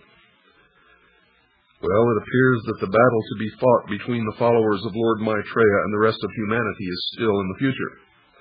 But at least one of the participants has an army already prepared. How about you? One who claims to have seen the birth in a vision of someone who seems to fulfill the requirements of this Maitreya was astrologer Jean Dixon. Her major claim to being a prophet is her prediction, reportedly made before the event of the assassination of President John Kennedy in 1963. However, her credentials were dealt a serious blow in 1968 when she also prophesied that the Soviet Union would be the first to put a man on the moon. Another of her prophecies was that the Republican Party would be victorious in 1968. And it was with the election of Richard Nixon, a Republican. But she also predicted that within the following decade, 1970 to 1979, the two-party system, as we have known it, will vanish from the American scene. She further predicted that Richard M. Nixon had excellent vibrations for the good of America and would serve the country well. So you can see that she's a very accurate person from which to judge the course of the future. If you want to know the truth, folks, I am the most accurate prophet of future events in history. In history. Those who question her inability to correctly predict that America, not the Soviet Union, would become the first to place a man on the moon, and that the two-party system has not vanished from the scene, and that President Nixon apparently did not have good vibrations for this nation, and would later be removed from office by the event commonly referred to as Watergate, can only presume that she must have been given inside information about the assassination of President Kennedy. And that would account for her knowing at least, in that event, the true future. Secondly, one can only wonder why this non-prophet should be listened to about anything after her appalling record on prophecies, but there is reason to believe that she might have been asked to write an account of this vision of the important birth by the New Age religion, because they wanted the official imprimatur of someone commonly referred to as a prophet. In other words, folks, her prophecy might have been written to legitimize his claim to be a man-god, so that when this individual made his public appearance himself, the public would marvel at the fact that his birth had fulfilled a prophecy. But in any event, Ruth Montgomery wrote a book about her entitled The Gift of Prophecy, in which she wrote about the very revealing and intriguing vision that Jean Dixon allegedly had. Quote, "The vision, which Jean considers the most significant and soul-stirring of her life, occurred on February the 5th, 1962. She saw the brightest sun she had ever seen." Isn't it funny how that sun always pops into this stuff? Now remember that reference to the sun, folks. "Stepping out of the brightness were a pharaoh and Queen Nefertiti." Remember here that these two individuals were Egyptians, and this will become significant later on. In fact, it's already significant if you've been listening to this show. The couple thrust forth a baby as if offering it to the entire world. Now, another interpretation, because they sprang from the sun, could be that this is Osiris and Isis and the child is Horus, and that is exactly the esoteric, real interpretation, although Jeannie Dixon never said this. Jean looked at the baby and then said, according to the author, quote, "I knew here is the beginning of wisdom," unquote. Remember what I told you? Osiris is the doctrine, Isis is the church, the child Horus is the body of illumined initiates. So what Ruth Montgomery wrote can be summarized as follows. A sun deity gives the world a child from Egypt who possesses enormous wisdom, and this event allegedly took place on February the 5th, 1962. The interpretation of these symbols have already been discussed and will continue to be discussed during this series, and the significance will be plain to all. Gene then says, quote, a child born somewhere in the Middle East shortly after 7 a.m. Eastern Standard Time on February the 5th, 1962, will revolutionize the world. Before the close of the century, he will bring together all mankind in one all-embracing faith. Mankind will begin to feel the great force of this man in the early 1980s, and during the subsequent 10 years, the world as we know it will be reshaped into one without wars and suffering. His power will grow greatly until 1999, and this year is extremely significant, as will also be discussed, at which time the peoples of this earth will probably discover the full meaning of the vision, unquote.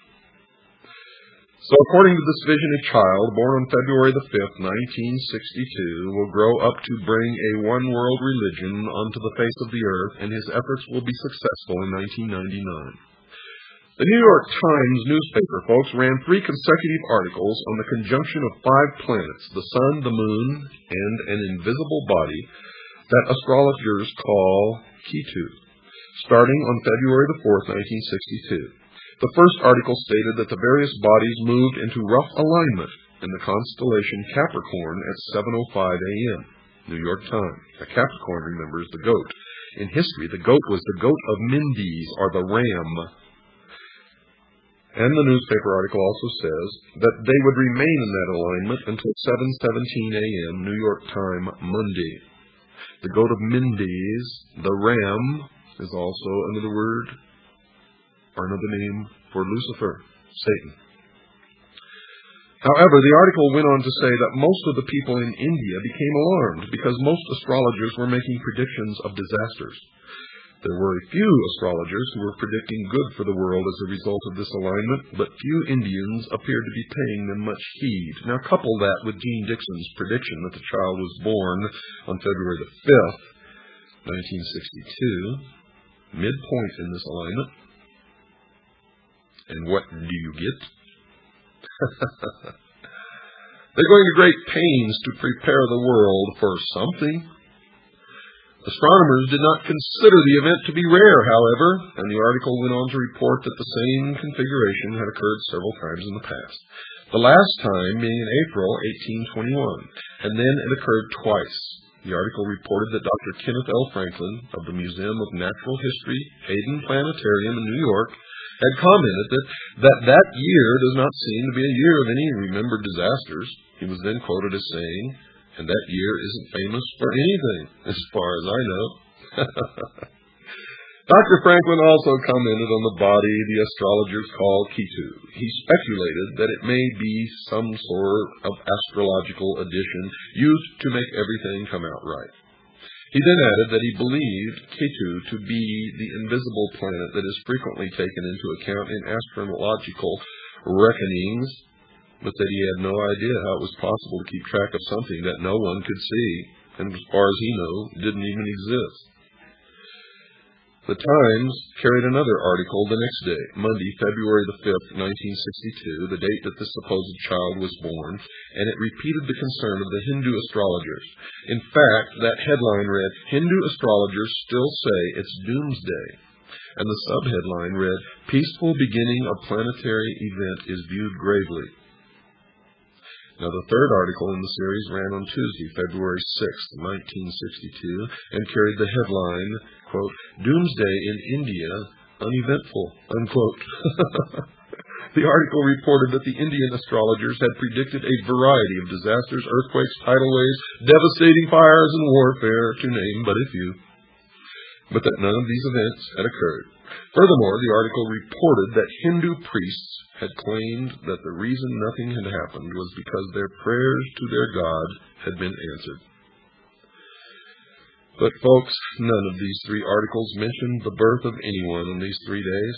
Furthermore, none but a few astrologers had believed that something good was going to happen, and that only a few in India had even listened to them. Only Gene Dixon, another astrologer, had seen a vision of something beneficial, in this case the birth of a baby full of wisdom at about the midpoint of the 3-day affair. One can only wonder if once again she missed the mark and was involved in another error, or if she was intentionally made to set up the world to welcome someone named Lord Maitreya.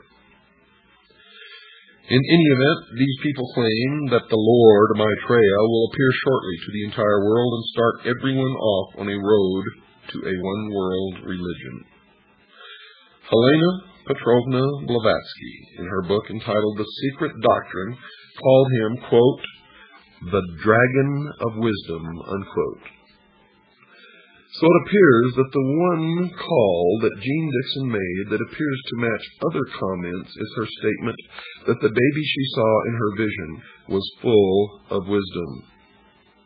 If the baby she claimed to have seen in her vision was Lord Maitreya, then she was right, because others have claimed that Lord Maitreya is full of wisdom.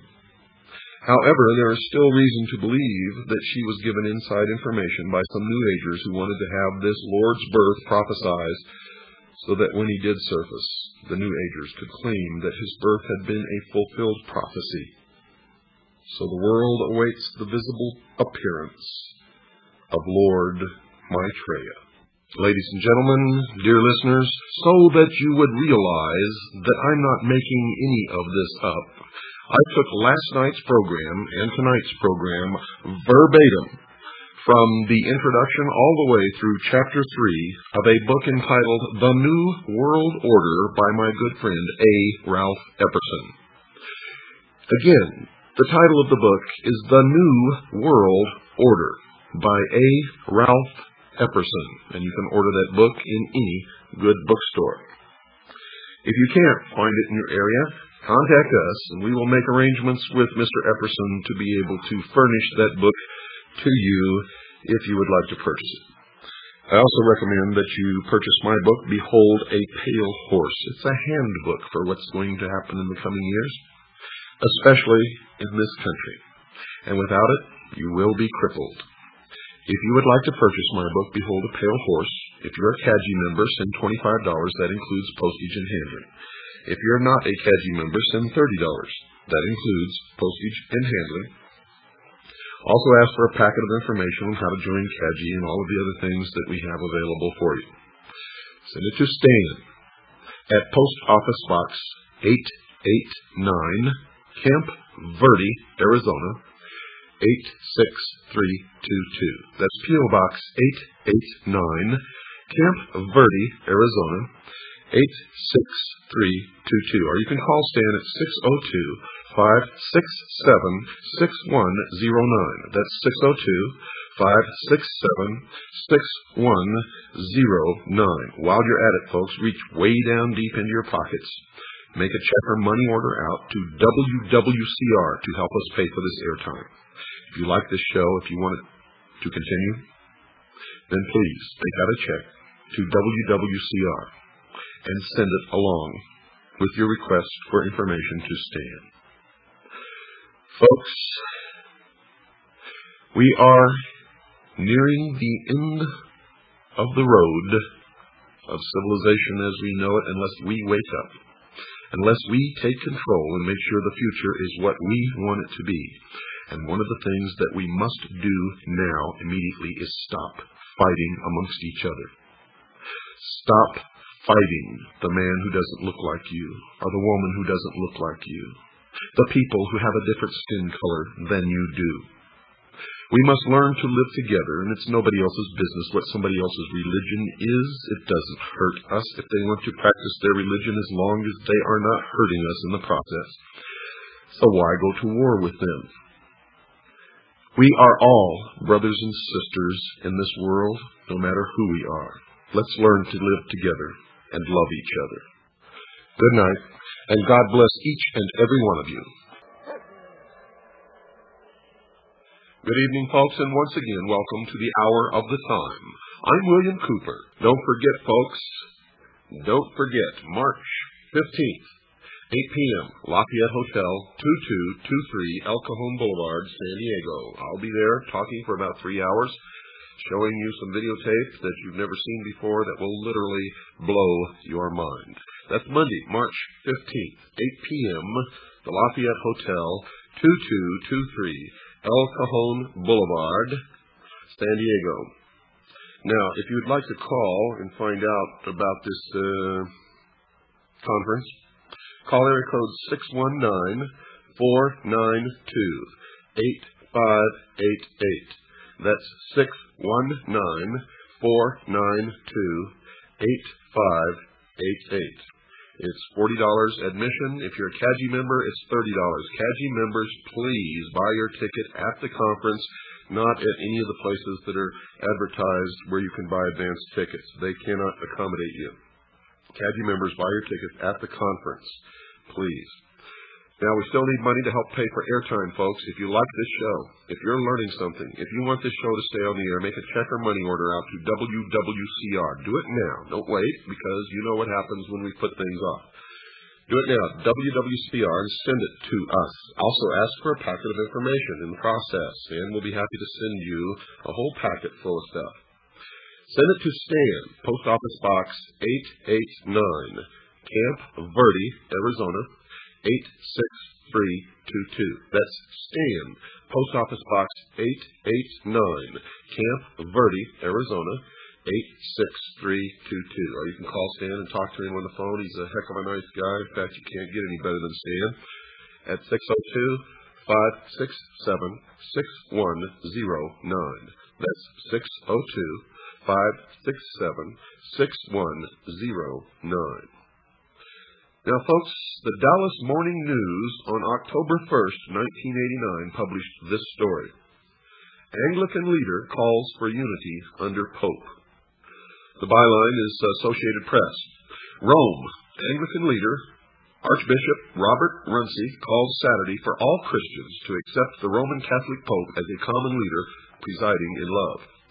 For the Universal Church, I renew the plea, he said. Could not all Christians come to reconsider the kind of primacy the Bishop of Rome, the Pope, exercised within the early church?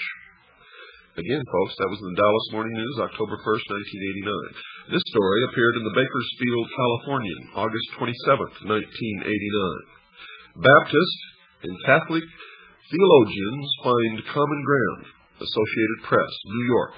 Southern Baptists and Roman Catholics, the nation's two largest denominations, generally have been regarded as doctrinally far apart, but their scholars find they basically agree. The 163-page report is seen as the most full-scale mutual examination of respective positions of the two traditions. Achieving it was an unprecedented experience for Southern Baptists, commonly averse to ecumenical affairs. The talks, sponsored by the Catholic Bishops' Committee on Ecumenical and Interreligious Affairs and the Southern Baptist Department of Interfaith Witness, involved 18 meetings between 1978 and 1988. Again, that appeared in the Bakersfield Californian, August 27th, 1989. Now, I want you to listen to me very carefully during this broadcast, for the message tonight is extremely important. And understand that I am not attacking Catholics or anyone else. I am merely giving you the results of our research, and sometimes the results of this research is disturbing. It shows how we've been misled and deceived over hundreds and sometimes thousands of years. You see, folks, more wars have been fought and more blood has been shed in the name of religion than any other cause, perhaps all other causes. Countless millions have been slaughtered in the name of God, Allah, Buddha, Muhammad, Christ for thousands of years. Christian killing Jew, Jew hating Muslim, the Muslim against the Hindu, Christian fighting Christian, Shiite versus Sunni, Sikh against Hindu. Endless rivers of blood supposedly shed to rid the world of evil men and make way for peace. And of course, it never happens. And that's what they say about this new world order, that it's going to rid the world of evil men and make way for 1,000 years of peace. Well, is it possible for people of varied faiths and cultures to live at peace in this world? When one considers the fragmentation and division even among Christians, or the never-ending conflict between Palestinian and Jew, prospects for peace seem very, very dim. Some, aware of the dark record of history, would abolish all religion. Some would combine all religion, as is the intent in the New World Order, and anyone who refused will simply be exterminated. Today, something unmatched in history is taking place. Leading statesmen and religious leaders are proposing a new world order, a plan that many sincerely believe can bring peace on earth. A unity is envisioned that will transcend instinctive barriers that have long separated cultures and religions. Significant progress toward a new world order is seen in the spirit of ecumenism, or togetherness, now being urged by prominent religious leaders and being brought to reality, to fruition by the World Council of Churches. In the ecumenical plan, basic theological or ideological differences are set aside, while emphasis is instead placed upon those elements common to most religions. And I can tell you that the New World religion will be a religion that serves man, because man is to become God in the New World Order, and the religion will change with the needs of man. Could the long-desired universal peace be just around the corner? Could this succeed? Is it actually possible for men to forge a lasting peace on the anvil of compromise? Or could it be that we are naively forging not a new world order, but rather the one world order of apocalyptic prophecy? Or is it all an invention of the mind of man throughout the ages to manipulate large masses and populations of people? I make no judgment, and I do not try to answer all of these questions. You must do that in your own mind. But I must ask those questions, for many of you have never even thought to ask them. While controversial, folks, it is not the purpose of this program, The Hour of the Time, to disparage or attack the honest convictions of any sincere persons, whatever their politic or faith, for I am a true constitutionalist, and I believe that we each have the right to believe whatever we wish, no matter who likes it or dislikes it, and worship at the altar of whichever God we choose, no matter who likes it or who dislikes it. It happens to be one of the precepts of living in freedom. You must understand that. No one's right to believe what they want or practice the religion that they want can be hindered until the practice of that religion or the activation of those beliefs infringe upon the freedom of someone else. Now, I sincerely, in my heart and in my soul, believe this. Without this belief, man cannot live in freedom and must be subjected to slavery, and any intelligent, free-thinking person can quickly make that connection. That is why, even if you do not like the ravings of the Nazi speaker standing on the street corner, he must be allowed to stand and rave. And if you wish to listen, that is your business. If you wish to close your ears and walk away, that also is your business. But when you shut him up, you shut yourself up, no matter who you are or what it is that you say. For what we do to one, we do to all. Therefore, understand, this is a program bringing you information and we hope education, and it is not designed to attack anyone, but merely to shine some light in the dark corners of history where light has not been found before. You see, our purpose is to bring out facts and principles which have a bearing upon coming events. For those of you who may not realize it, this is not a religious show. This is not a religious show. This is a show that is designed to educate, illuminate, if you will, and that's very ironic because we are illuminating those who call themselves illumined, who have been causing us misery for thousands of years. We're trying to reveal the hidden agenda behind the New World Order and along with it the ecumenical movement that almost no one dares to discuss, which is a part of the bringing about of the New World Order. But you see, folks, these issues must be freely discussed, no matter who you are or what you believe, for those who know history know that history repeats, and those who ignore the lessons of history are doomed to repeat the history. As Winston Churchill once observed, folks, the farther backward you can look, the farther forward you can see. And that is really the secret why my predictions have been so accurate that at this moment I am the most successful and accurate prophet on the face of this earth. But I'm not really a prophet, I'm a messenger. And they're not prophecy that I give you, they're predictions based upon actual study, research of history, and of the plan of those who call themselves the guardians of the secrets of the ages, the practicers of that religion called Mystery Babylon. And it is real, and it doesn't matter if you believe in any of this or not. If the practitioners believe it, it will affect you, especially if they hold powerful positions in the world. And I can assure you that they do. So this is not a religious program, folks. It just happens to be true that the New World Order is founded upon the religious history of the past. And it is all about religion, as you will soon see. When Jesus revealed to his disciples the fate of Jerusalem and the scenes of the Second Advent, he foretold also the experience of his people from the time when he would be taken from them, until his return in power and glory for their deliverance. This is what the Bible says. In a few brief utterances of awful significance, Jesus foretold the portion which the rulers of this world would mete out to the Church of God in Matthew chapter 24, verse 9, verse 21, and verse 22.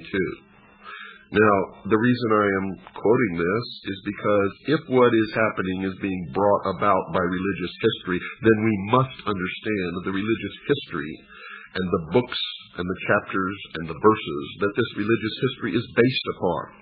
For whatever belief is driving the minds of the men that are bringing about the New World Order, and the minds of the men who are fighting the New World Order, it must be understood by all the rest of us who don't understand any of this, or we are surely lost.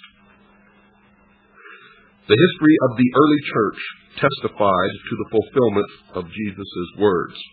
As the fires of persecution were kindled, Christians were stripped of their possessions and driven from their homes. Great numbers sealed their testimony with their blood. Noble and slave, rich and poor, it didn't matter, learned and ignorant were alike slain without mercy.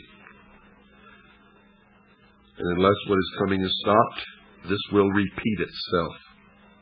These persecutions, beginning under Nero, the emperor of Rome, AD 55 to 68, about the time of the martyrdom of Paul, continued with greater or less fury for centuries. Christians were falsely accused of the most dreadful crimes and declared to be the cause of all the calamities, famine, pestilence, and earthquake. They were condemned as rebels against the empire, as enemies of religion, and pests to society. Great numbers were thrown to wild beasts or burned alive in the amphitheaters. Some were crucified. Others were covered with the skins of wild animals and thrust into the arena to be torn by dogs. And vast multitudes assembled to enjoy these sights and greeted their dying agonies with laughter and applause. Or, in that day, it was known as the Great Roman Circus, the football, the Super Bowl of that era. Because they were hunted like beasts of prey, early Christians were forced to seek concealment in desolate and solitary places. Beneath the hills outside the city of Rome, long galleries were tunneled through earth and rock. A dark and intricate network of passages extended for miles beyond the city walls. In these underground retreats, the followers of Christ buried their dead. When the life-giver shall return to awaken those who fought the good fight, many a martyr for Christ's sake will come forth from those gloomy catacombs. In vain were Satan's or Lucifer's efforts to destroy the Church of Christ by violence. You see, God's workmen were slain, but his work went steadily forward. Said a Christian, quote, "You may torment, afflict, and vex us. The more we are mowed down, the more we spring up again. The blood of Christians is seed," unquote. Tertullian, in his Apology, paragraph 50, "Thousands were imprisoned and slain, but others sprang up to fill their place." Now the great adversary, who Christians believe is Satan, also known as Lucifer, but whom the mystery schools believe is Jehovah or Yahweh. The great adversary endeavored to gain by artifice what he had failed to secure by force. Persecution ceased, and in its place were substituted the dangerous allurements of temporal prosperity and worldly honor. For if they could not stamp out the Christians by violence, by killing them, by crucifying them, by throwing them to the lions and to the dogs and to the gladiators, if they could not get rid of them in that manner, and if the empire was threatened by them, then there had to be a way to save the Roman Empire, to save the emperor from that pestilence known as Christianity. Idolaters were led to receive a part of the Christian faith while they rejected other essential truths. They professed to accept Jesus as the Son of God and to believe in his death and resurrection, but they had no conviction of sin and felt no need of repentance or of a change of heart. With some concessions on their part, they proposed that Christians should make concessions, that all might unite on the platform of belief in Christ. Now the church was in fearful peril. Prison, torture, fire, and sword were blessings in comparison with this. Some of the Christians stood firm, declaring that they could make no compromise. Others were in favor of yielding or modifying some features of their faith and uniting with those who accepted a part of Christianity, urging that this might be the means of their full conversion. That was a time of deep anguish for the faithful followers of Christ, according to the written history of the Christian religion. This compromise between paganism and Christianity resulted in the development of the man of sin foretold in prophecy as opposing and exalting himself above God. The Apostle Paul, in his second letter to the Thessalonians, foretold the great apostasy. Quote, "That day shall not come, except there come a falling away first, and that man of sin be revealed, the son of perdition, who opposeth and exalteth himself above all that is called God, or that is worshipped, so that he, as God, sitteth in the temple of God, showing himself that he is God." Unquote. 2 Thessalonians chapter 2, verse 3 and 4, and that prophecy has come true. As man stands in the temple of the body today and declares himself to be God. And furthermore, the apostle warned his brethren that the mystery of iniquity doth already work. And what is the mystery of iniquity? It is the mystery religion of Babylon, the worship of the heavens, the Osirian cycle,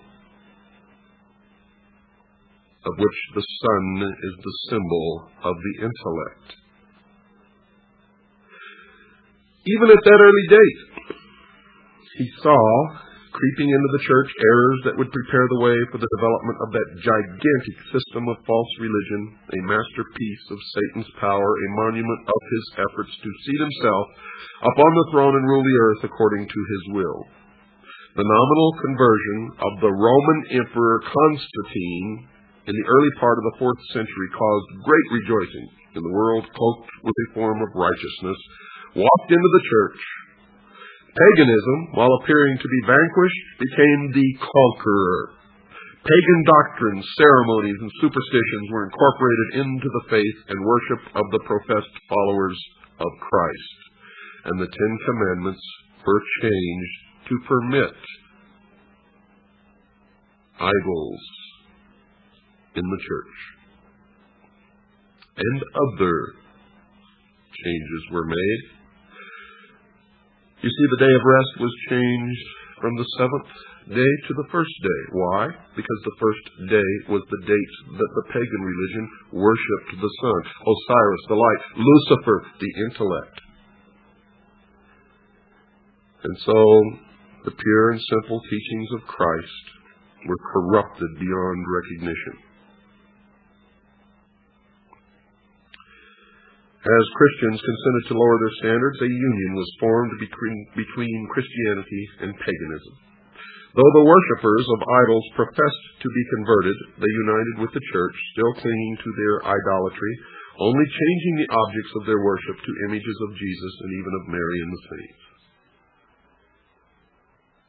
But they still worshipped the same gods, and they always have.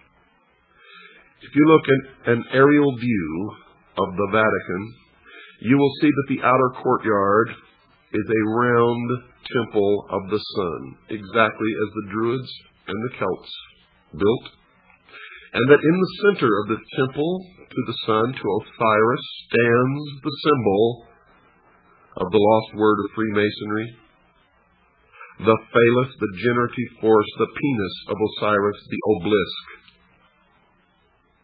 You see, folks, the Roman Empire never fell. It just became the Catholic Church. And the Roman Emperor merely changed his name from Emperor to Pope. Now, for those of you who may think that I'm crazy and that I've lost my mind, I'm going to read you verbatim from a book entitled Dungeon, Fire, and Sword. It is the complete history of the Knights Templar in the Crusades, written by John J. Robinson, author of Born in Blood.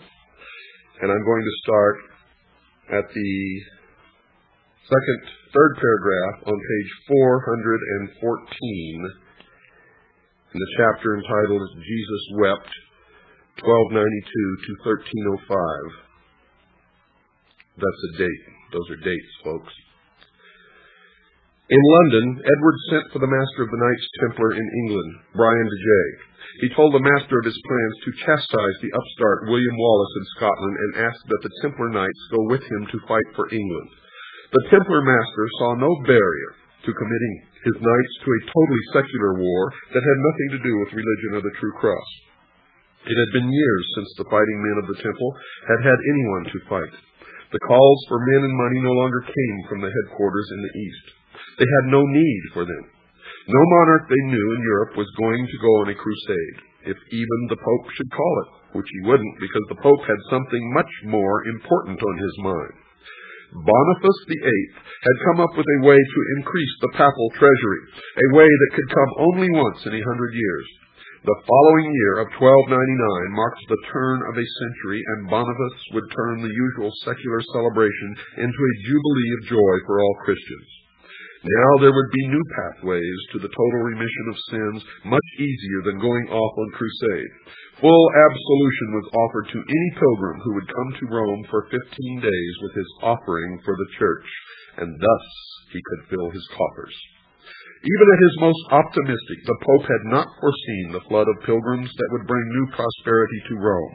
The local merchants and innkeepers were delighted with the business generated by almost 2 million pilgrims. 2 priests stood all day and night behind the altar at the Church of St. Paul, using rakes to drag away the steady stream of gold and silver offerings placed there by pilgrims who pushed their way through the mob to leave their gifts. Boniface VIII was ecstatic.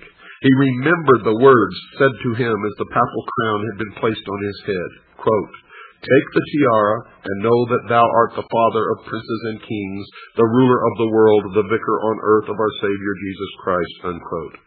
Now he indeed felt like the ruler of the world as he staged a regal pageant.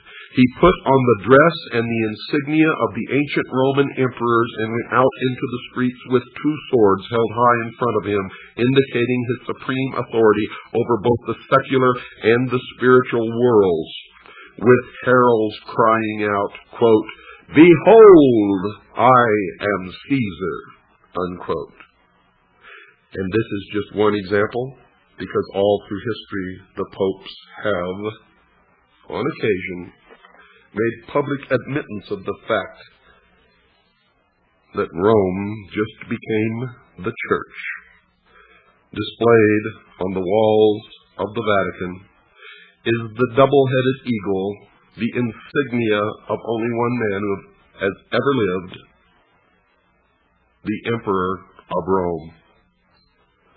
Now, so that I may not be accused of invention, folks, everything that I'm giving you in this broadcast is coming right out of the writings of the historians of the Catholic Church, of the Protestant Church, of the Roman Empire, of the Knights Templar, and many others. You see, I'm not inventing any of this. It happens to be historical fact.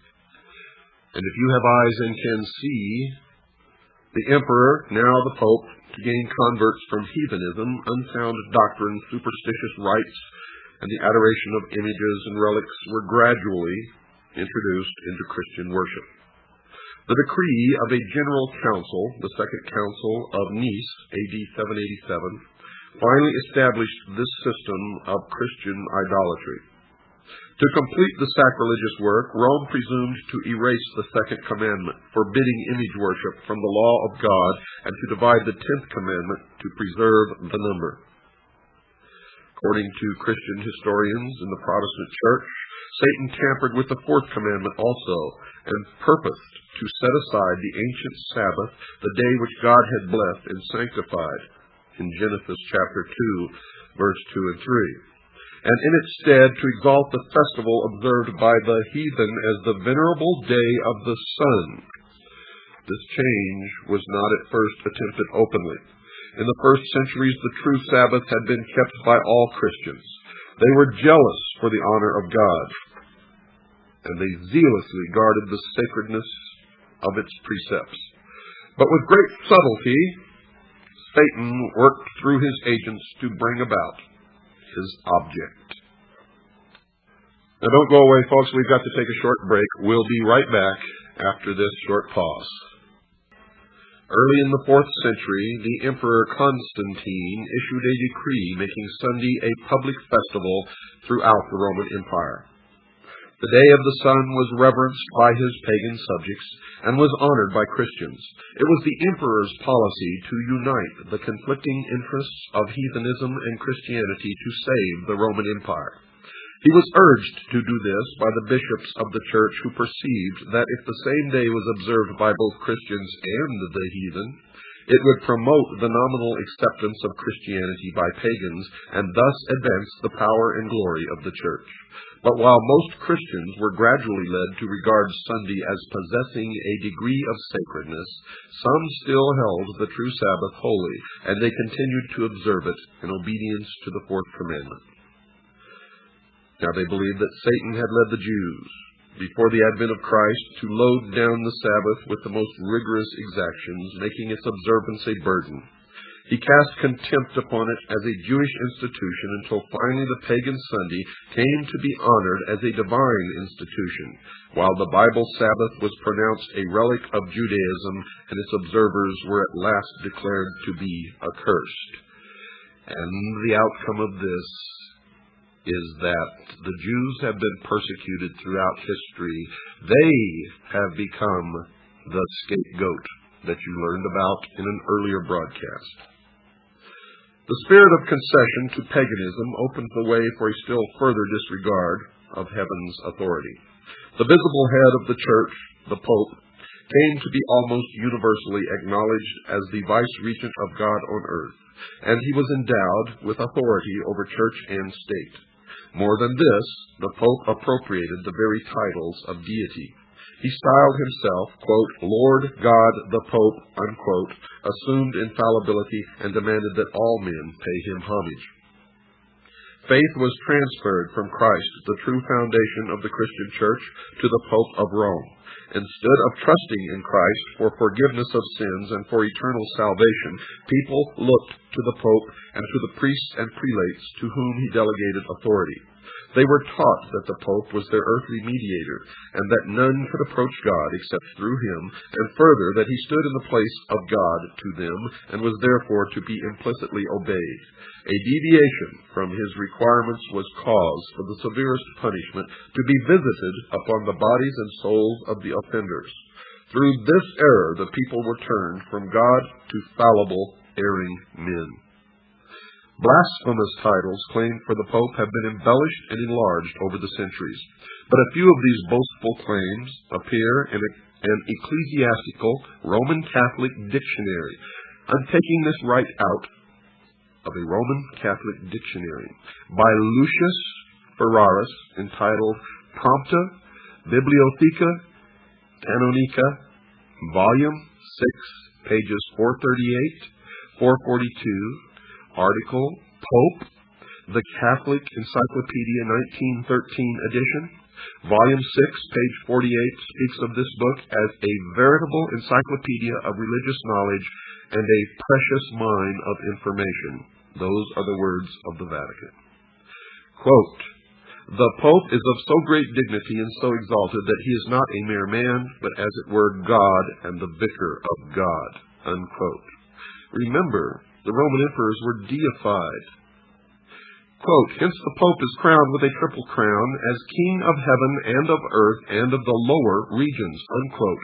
That is an exact word-for-word description of Osiris. Quote, "So that if it were possible that the angels might err in the faith or might think contrary to the faith, they could be judged and excommunicated by the Pope." Unquote.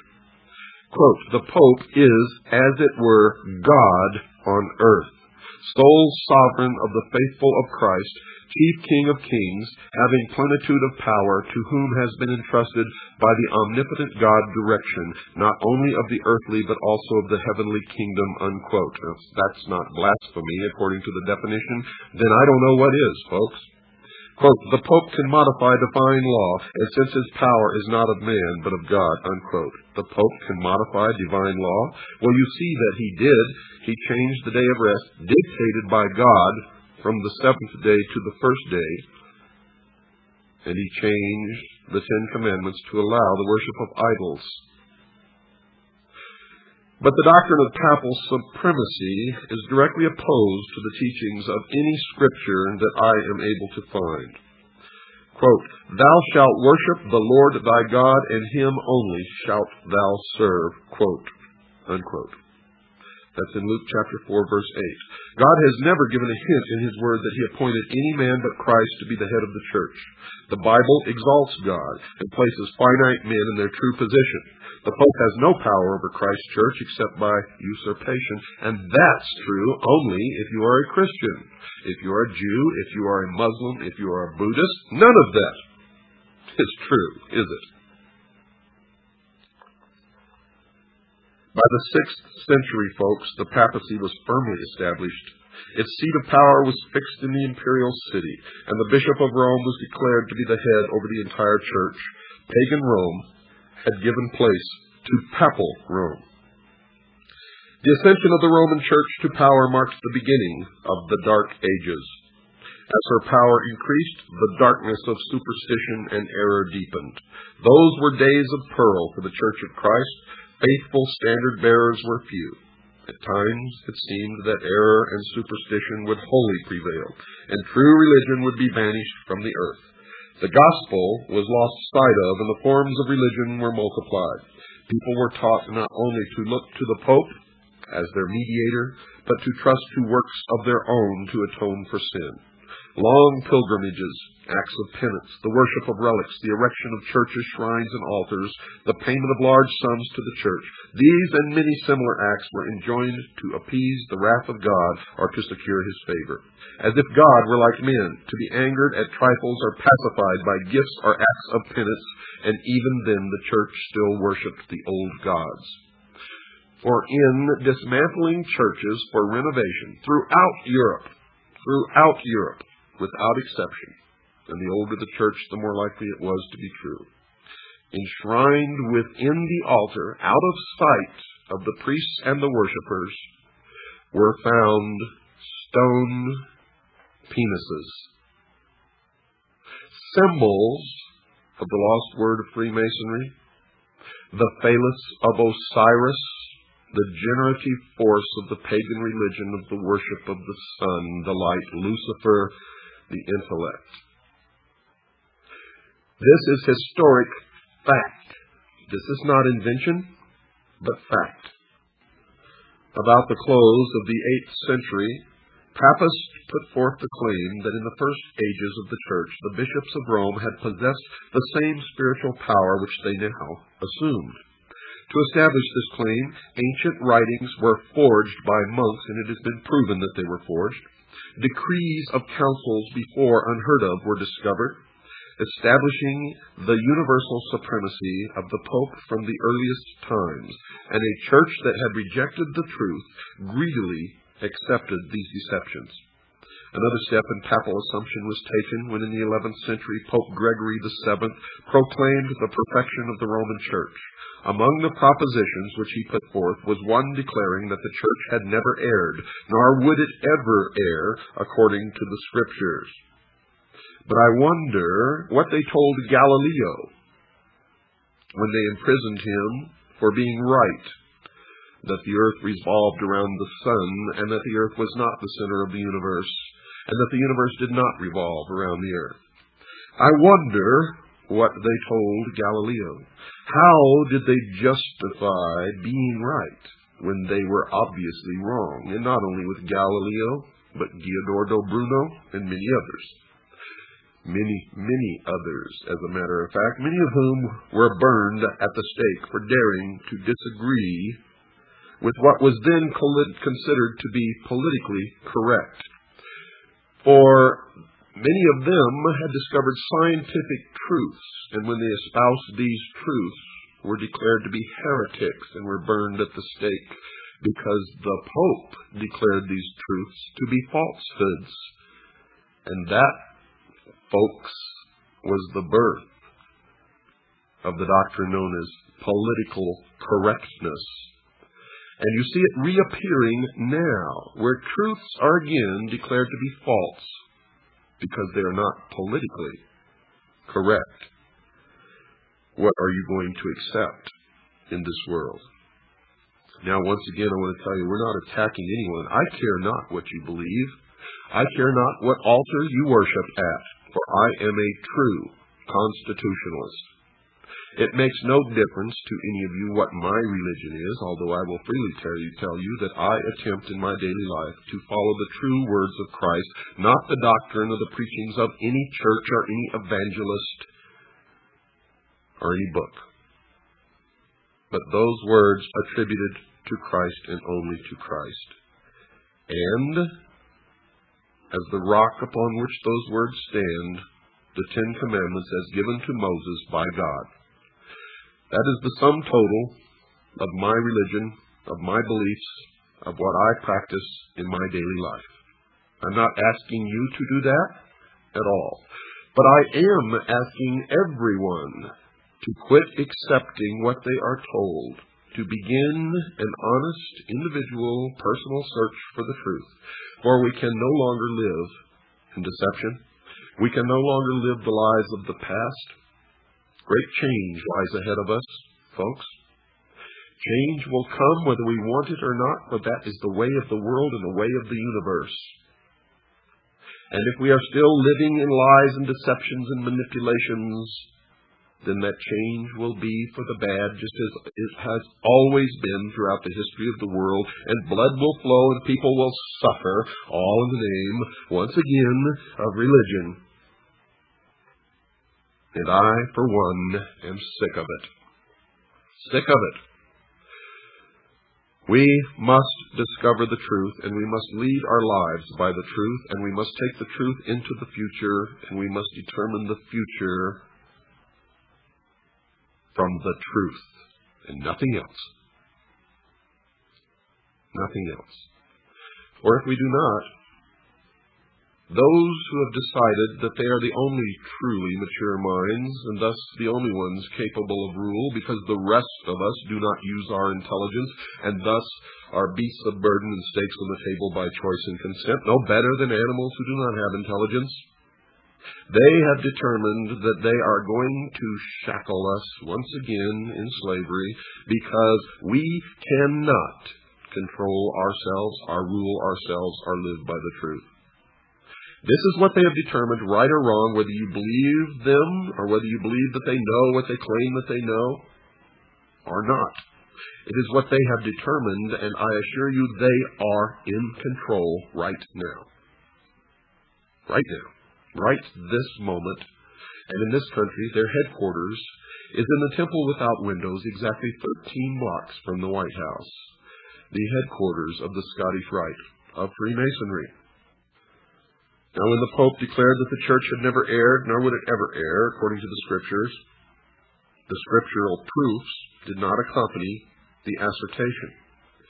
Next, the proud pontiff claimed the power to depose emperors and declared that no sentence which he pronounced could be reversed by anyone, but that it was his prerogative to reverse the decisions of all others. The advancing centuries witnessed a constant increase of error in the doctrines put forth from Rome. Even before the establishment of the papacy, the teachings of heathen philosophers had received attention and exerted an influence in the Church. Prominent among these was the belief in man's natural immortality and his consciousness in death. This doctrine laid the foundation upon which Rome established the invocation of saints and the adoration of the Virgin Mary. From this sprang also the heresy of eternal torment for the finally impenitent, which was early incorporated into the papal faith. And thus, once again, the worship of Osiris and Mary and the child Horus, disguised under different names, emerged as a religion from the veil out into the open. The only thing that has changed is the names. Then the way was prepared for the introduction of still another invention of paganism, which Rome named purgatory and employed to terrify the superstitious multitudes. By this heresy is affirmed the existence of a place of torment, in which the souls of such as have not merited eternal damnation are to suffer punishment for their sins, and from which, when freed from impurity, they are admitted to heaven. The scriptural ordinance of the Lord's Supper was supplanted by the idolatrous sacrifice of the Mass. Papist priests pretended by their senseless mummery to convert the simple bread and wine into the actual body and blood of Christ. And those are the exact words, body and blood of Christ, written by Cardinal Wiseman. The real presence of the body and blood of our Lord Jesus Christ in the Blessed Eucharist, proved from Scripture, Lecture 8, Section 3, Paragraph 26. But no Scripture is quoted. With blasphemous presumption, they openly claimed the power of creating God, the Creator of all things. All Christians were required on pain of death to avow their faith in this horrible, heaven-insulting heresy, and multitudes who refused were given to the flames, were burned at the stake. Is it any wonder that the invisible college, the worshippers of Mystery Babylon, those who call themselves the guardians of the secrets of the ages, hate Christianity? Still another fabrication was needed to enable Rome to profit by the fears and vices of her adherents, and this was supplied by the doctrine of indulgences. Full remission of sins, past, present, and future, and release from all the pains and penalties incurred, were promised to those who would enlist in the pontiff's wars to extend his temporal dominion, to punish his enemies, or to exterminate those who dared deny his spiritual supremacy. The people were taught that by the payment of money to the Church they might free themselves from sin and release the souls of their deceased friends who were confined in the tormenting flames. By such means Rome filled her coffers and sustained the magnificent luxury and vice of the pretended representatives of him who had not where to lay his head. And the old Roman Empire flourished under the guise of the Vatican, the papacy, the Catholic Church. In the 13th century was established that most terrible of all the engines of the papacy, the Inquisition. The Prince of Darkness worked through the leaders of the papal hierarchy. In their secret councils, Satan and his angels controlled the minds of evil men who invented tortures too horrible to appear to human eyes. Babylon the Great was drunken with the blood of the saints. The mangled forms of millions of martyrs cried to God for vengeance upon that apostate power. This is word to word from history, folks. Popery became the world's despot. Kings and emperors bowed to the decrees of the Roman pontiff. The destinies of men, both for time and for eternity, seemed under his control. For hundreds of years, the doctrines of Rome had been extensively and implicitly received, its rites reverently performed, and its festivals observed. Its clergy were honored and liberally sustained, but the noon of the papacy was the midnight of the world. That was written by J.A. Wiley in the History of Protestantism. Now, Protestantism is not lily-white either. I use that term lily-white because throughout history it's been used to describe good, when in fact, in many instances, there's nothing good about it whatsoever. Protestantism, folks, began in the Reformation. When Martin Luther rebelled against the Pope. But did you know that Martin Luther used as his personal seal the rose and the cross, revealing that he himself was an initiate of the mystery school, the ancient religion of Babylon. You see, I'm not attacking anyone, and I'm not putting anyone on a pedestal. I'm not tearing down the Vatican in order to build up the Protestant church, for they are equally guilty. Protestantism has fractured the teachings of Christ into thousands of sects and cults and little groups, all of them professing to know the truth. None of them really do. The Holy Scriptures were almost unknown, not only to the people, but to the priests. God's law, the standard of righteousness in those days, having been removed, papist leaders exercised power without limit and practiced vice without restraint, fraud, avarice, and profligacy prevailed. Men shrank from no crime by which they could gain wealth or position. The palaces of popes and prelates were scenes of the vilest debauchery. Some of the reigning pontiffs were guilty of crimes so revolting that secular rulers endeavored to depose these dignitaries of the church as monsters too vile to be tolerated. For centuries, Europe made no progress in learning, arts, or civilization. A moral and intellectual paralysis had fallen upon the world. The noon of the papacy, according to history, was the midnight of the world. Foremost among those who were called to lead the church from the darkness of popery into the light of a purer faith stood Martin Luther. And this is what people believe, but Martin Luther himself was an initiate of the mystery schools, a follower of the faith of Mystery Babylon, as was the Pope and the hierarchy of the Catholic Church. You see, but they were vying for rulership of the world, and up until not too long ago, have always been throughout history. For the Vatican practices the corrupted worship of Mystery Babylon, the combination of Christianity and the worship of Mystery Babylon, whereas the mystery schools retained the pure form of Mystery Babylon. And this is the only difference between the two, folks, and they have been vying throughout history for the rulership of the world. Mystery Babylon attempting to destroy the Pope and Christianity, and the Pope attempting to persecute and burn away the followers, the initiates of Mystery Babylon. And it has always been the goal of the worshippers of Mystery Babylon to seat one of their own upon the throne of the Vatican. And they have succeeded. They have succeeded, folks, and now you are seeing the beginning of the combination of all religions into one world religion. And while the world and the New Age movement may be waiting for the emergence of Maitreya, I tell you now here, and remember, that I have been the most accurate in making predictions about future world events than anyone in the history of the world, based upon study and knowledge, not psychic ability, not any gift given to me from God, although I am a messenger, I can assure you of that. I tell you that in the New World Order, the one world, charismatic, and religious leader will be seated upon the throne of Rome. Mark my words.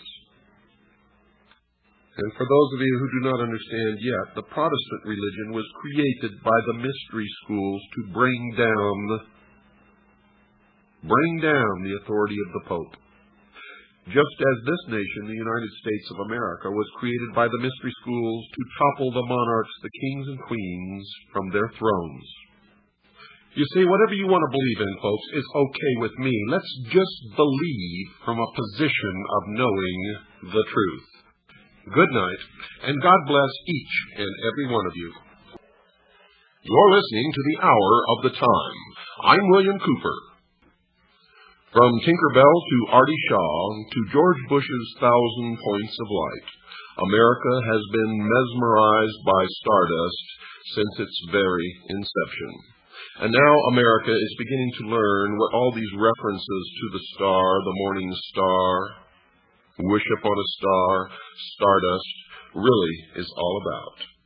There was something very strange about the classical mysteries, something which attracted people to them, and having attracted them, made their initiates, with very few exceptions, permanent devotees. In Egypt, Greece, India, Rome, and a dozen other places and countries, sacred initiations took place in specially prepared sanctuaries, usually in a cave or underground. Priests of the mysteries enjoyed the profound respect of the masses, as well as that of kings and counselors, and in those days there was nothing really secret about it except the initiation rites and the knowledge which they retained for themselves, giving only the exoteric to the people. What were the mysteries? Until relatively recently, and relying upon comparatively scattered fragments such as Apollosius' Golden Ass, historians and religious writers had formed an opinion of them which has been shown to be extremely naive, if not outright false.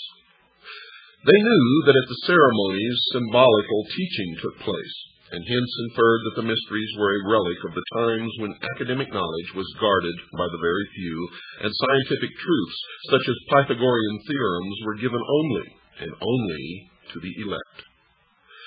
They knew also that orgiastic drumming and dancing formed a part of many of the rituals, and therefore told their readers that this was a degenerate form of religion, or a mere excuse for licentiousness.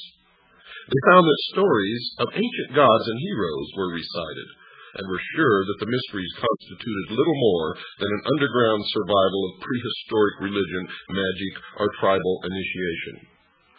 Or maybe that's exactly what they wanted us to believe, knowing full well that it was false. And of course, if those who did the writing were members of the mysteries, they would never have allowed the secrets to be revealed to the profane. But times have changed, folks. The study of brainwashing and mind control, and conditioning the mind within the past decade or so, has helped to lay bare the essence of the mysteries, and has answered the riddles which surrounded them.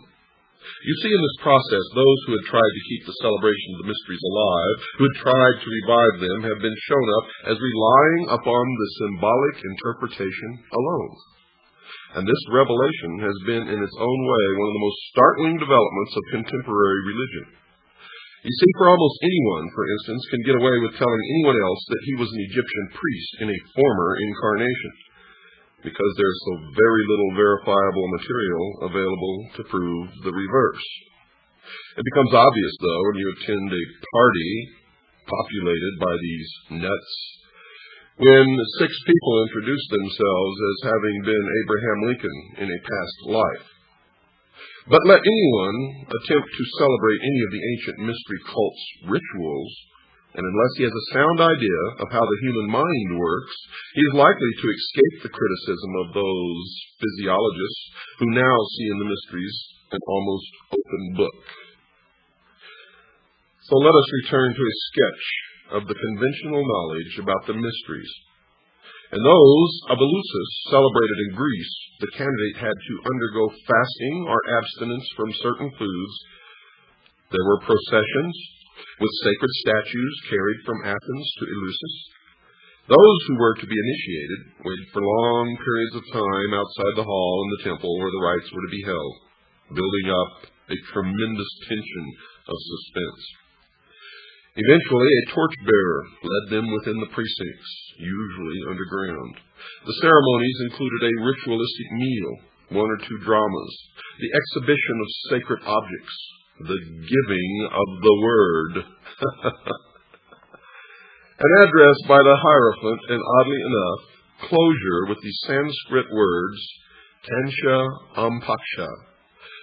The elements included the clashing of cymbals, tension, and a certain degree of debilitation. Eating something, plus conditions which were awe-inspiring, strange. The candidate was in the hands of and guided by the priesthood.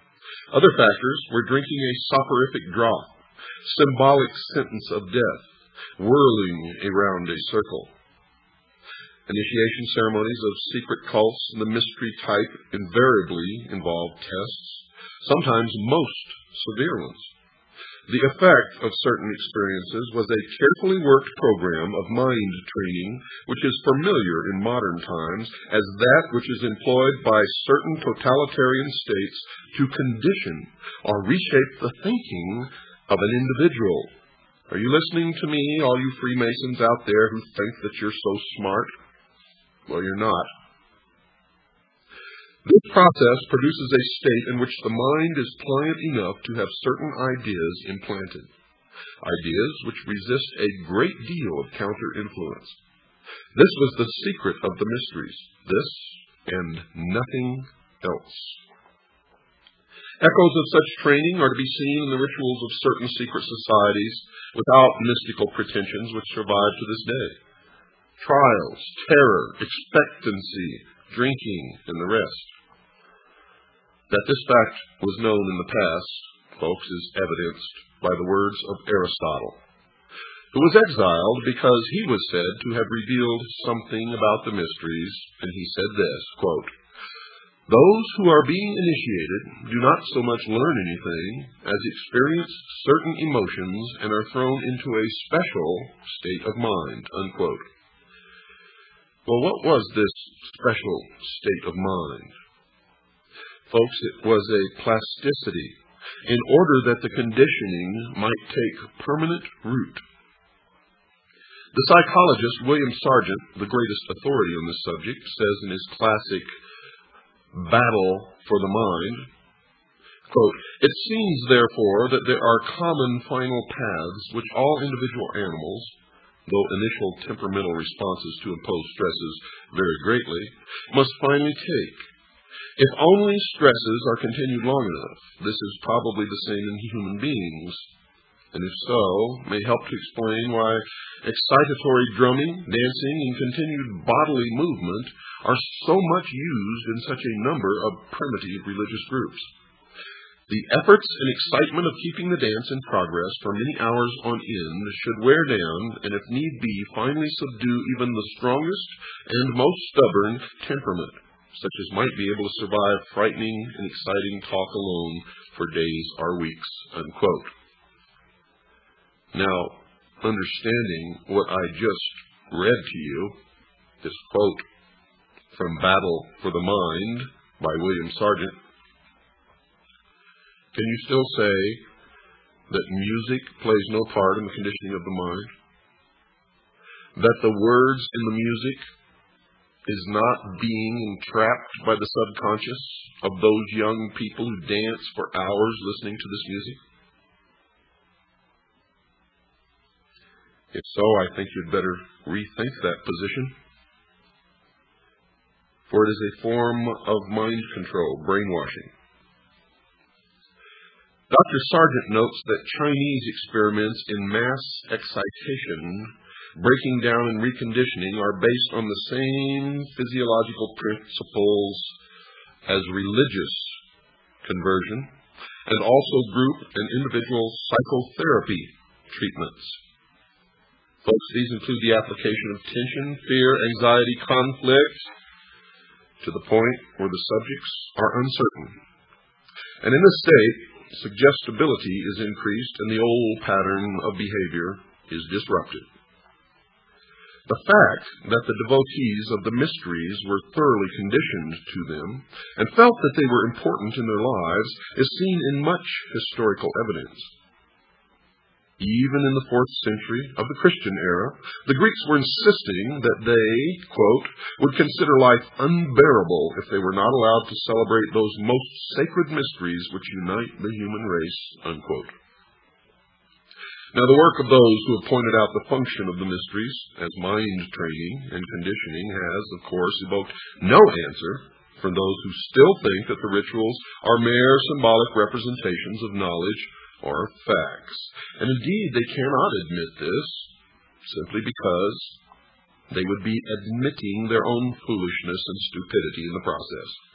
So they will resist at all costs and continue to go to their meetings, for to do otherwise would be to confront their own fallibility. And in human nature, that is one of the most difficult things for any individual to do. We all realize that.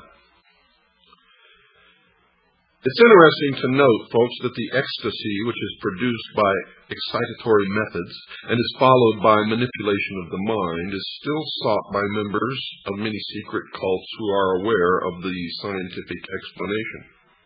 You see, irregardless, even when they know this, they still seek it out, because for them it fulfills some terrible need way down deep inside their gut. Their reaction is that the experience may well be induced by physical methods, but in spite of that, and this is what they say, quote, it is nothing less than actual spiritual communion with a supernatural power, unquote. This is the point at which scientists and mystics cannot agree. The mystic feels sure that he has experienced something sublime, and who's to say that they haven't? For if you have not experienced it, you have no basis upon which to make a decision. But to experience it is to put yourself in a position to be controlled by others. So we are in a quandary now.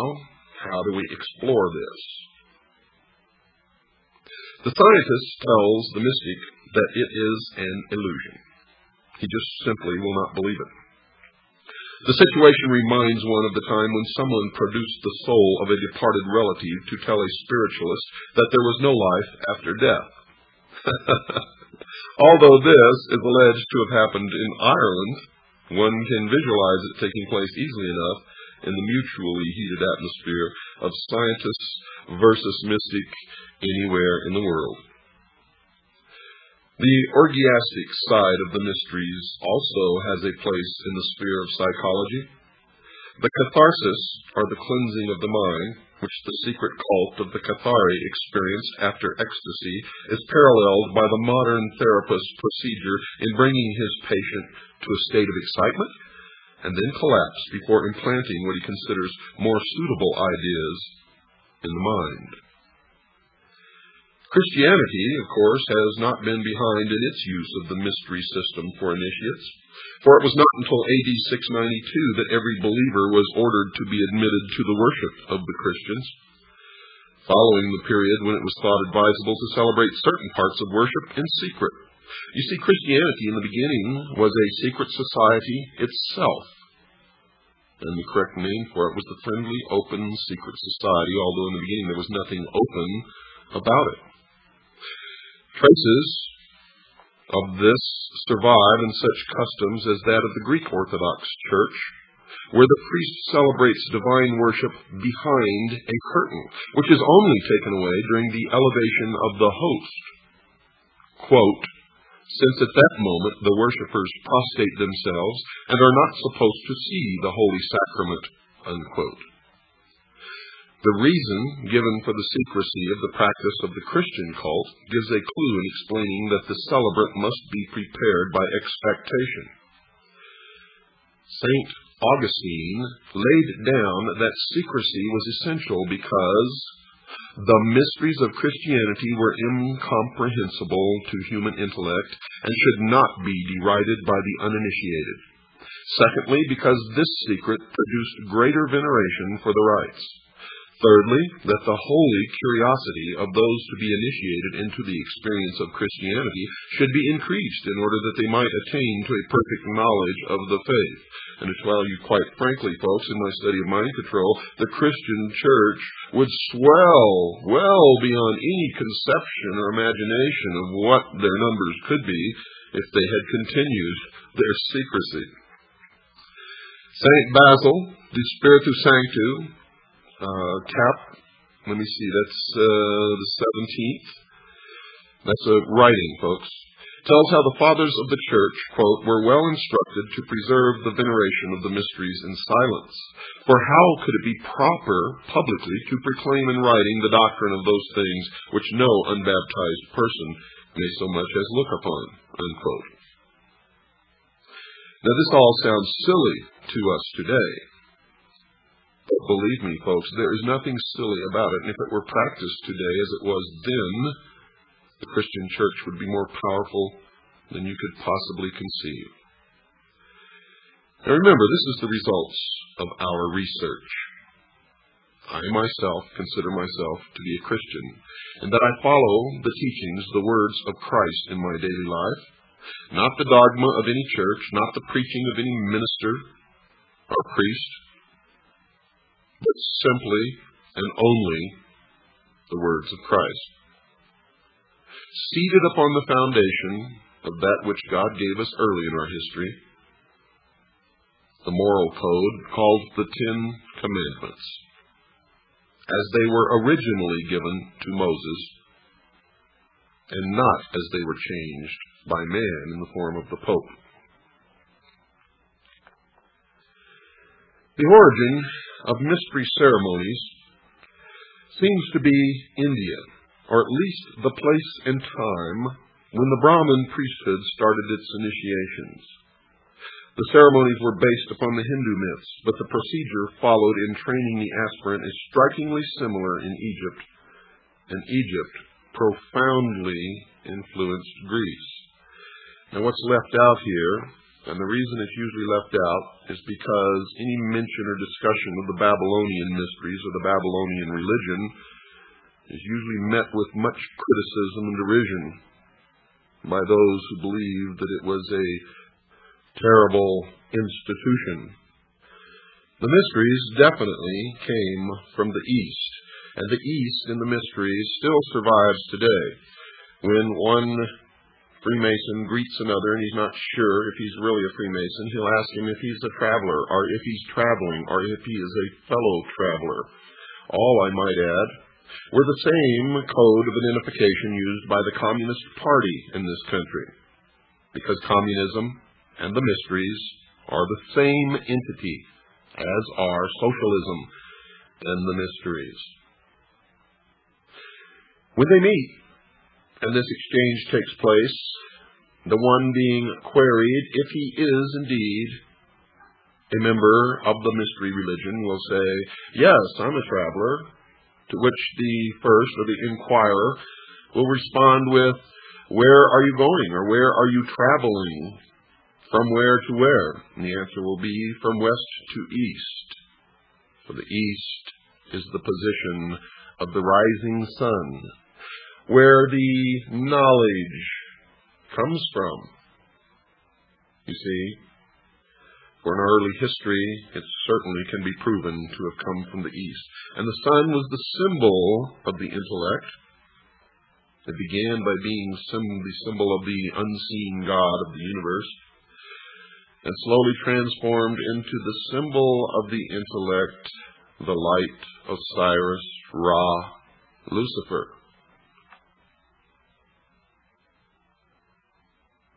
Prayer, fasting, and study were the first requirements when the Indian candidate prepared himself for the trials which were before him. All of this, folks, originated in Babylon at the dawn of civilization. the actual sight of the great gods and for the final word or teaching which would be implanted in his mind when it had become sufficiently prepared to receive it. And if the weather was cold, he would have to sit in the snow or rain, naked. In the torrid heat, he sat in the full blaze of the sun with 4 fires built around him to give additional heat. And this was the first part of the undertaking. While he repeated prayers and repetitions, which included the invocation for his complete conversion. This latter concentration focused upon the desires of the candidate is applied in more than one of the mysteries. Some of the initiation ceremonies were cruel and painful. Coupled with the word, which is given during the ceremonies, it means that the power of suggestion is being applied continuously and should penetrate into the mind at every moment when it is able to receive it. This period of dedication was succeeded by one in which he visited the underground cave of initiation. And when it wasn't in a cave, it was in a tomb or a crypt, such as the pyramids of Egypt, which were never tombs of pharaohs, but were, from the beginning until the end of their use, they were temples of initiation. Passing through a tunnel of complete darkness, the initiate emerged into the cavern, where 3 priests, dressed as gods, awaited him in resplendent and intimidating array. After being addressed and partaking in the oration of prayers, the initiate walked rapidly around the temple several times, this called circumambulation, and was then carried through several subterranean and unlit caves. During this time, there were wails, screams, and shouts from every side, while illuminated specters and other horrors abounded. At the end of this terrible experience, the aspirant came to 2 doors, which, when thrown open to the sound of the sacred conch trumpet, the conch, folks, is a shell, revealed a scene of brilliance and glory. This hall was full of every delight in the form of pictures, music, and perfume. The initiate walked to an altar in the room where he was again harangued and presented with his 7-fold cord which marked his passing through the initiation. Now, if we compare these proceedings with those which were said to be carried out among the Egyptians, the parallelism is startling even today. The candidate was taken to a well, which he had to descend until he came to a tunnel. Torch in hand, he passed through a door, which closed with a resounding noise, as if never to be opened again. He was met by frightful figures, which offered him a last chance of going back. Then he passed through a fire, swam through a dangerous underground stream, and as soon as he reached a door and touched a ring to open it, a blast of air blew out the lamp, which gave the only available light. Some type of machine swung him over a bottomless pit, and just as he was on the point of exhaustion, an ivory door opened, and he found himself on the threshold of the resplendent temple of Isis. Here the priests received him into their company. After this series of tests, he had to undergo fasting and what would nowadays be called indoctrination, before he could be considered completely initiated into even the first degree. The foregoing experiences were followed by the higher degrees, those of Serapis and Osiris. And in the process, the wives of the priests would tease him and cajole him and try to get him to make love to them. And if he successfully resisted, then he could say that he had passed all the tests. But if he succumbed to their advances, he was not considered worthy. It is needless to outline the beliefs and methods used in the Chinese, Japanese, South American, and other mysteries, because while the legends which are inculcated may vary in some way, they are all essentially and basically the same. The training hardly varies at all. The real mystery of the mysteries, folks, is how and when man first discovered the use of certain procedures to condition other men and thus rule them and control them, and whether the discovery was instantaneous or gradual, or simultaneous or at different times and places. But one cannot date doctrines as one can archaeological finds by radioactive carbon dating. And so you've reached another milestone in your education into the mysteries, and this program is only half completed. And again, I must remind you that we have just begun, for we are essentially covering 6,000 years of the history of a hidden religion known simply as the mysteries. To Christians, it is Mystery Babylon. To others, it is called the Invisible College. In all cases, it belongs to those who consider themselves in possession of the only truly mature minds, and thus the only ones capable of knowing certain advancements in technology, sociology, and many, many other things. They call themselves the guardians of the secrets of the ages. And I can assure you, folks, they are in complete control of all elements of our society, military, and government at this time. So it is essential that you learn these facts about them and their organization so that we can decide our future. Don't go away, folks. We've got to take a short break. I'll be right back right after this pause.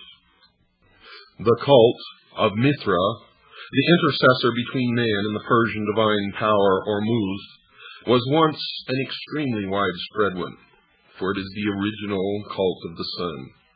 From its origins in Persia, the faith spread to Babylonia, Greece, and finally the Roman Empire, where it struggled against Christianity at the latter's inception.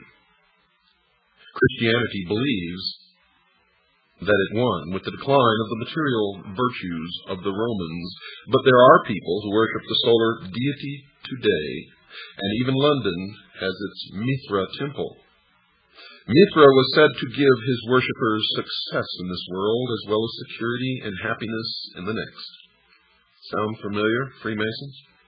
He was originally a genie, the worldly representative of the invisible power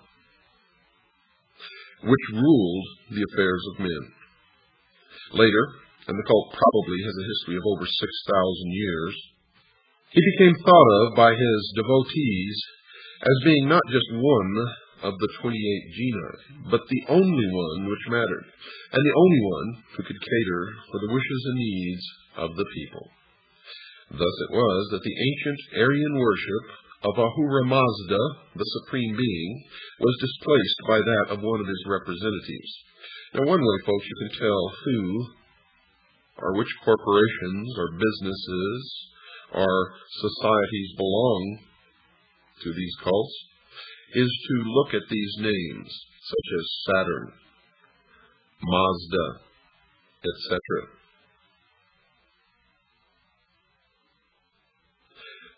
Ahura Mazda, the Supreme Being, was displaced by that of one of his representatives, although archaeological research has produced little to give a clear picture of the rituals and beliefs of the Mithraists. A considerable amount of secret lore still survives in the East, from India to Syria, which gives one a good idea of exactly how the members of the cult thought, and just exactly what their magical ceremonies were.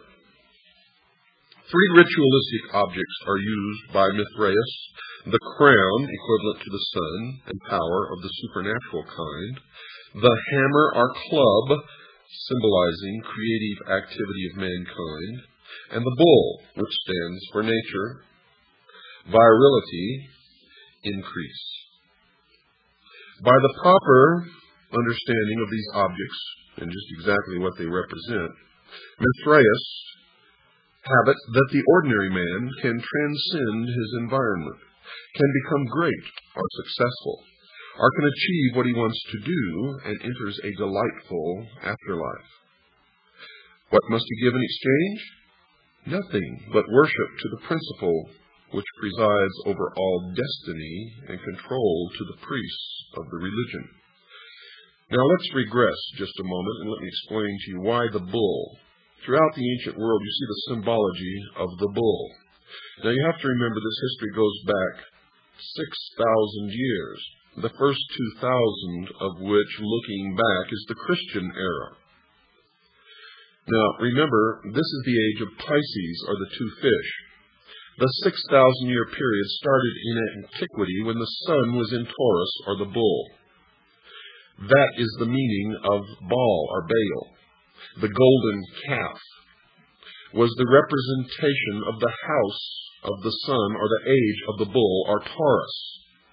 It was really the same old mystery religion, the worship of the unseen God of the universe, represented by the sun, which over the centuries and the millennia has become the worship of the intellect, with the sun the representation of the light, or Lucifer, the one who gave man the gift of intellect.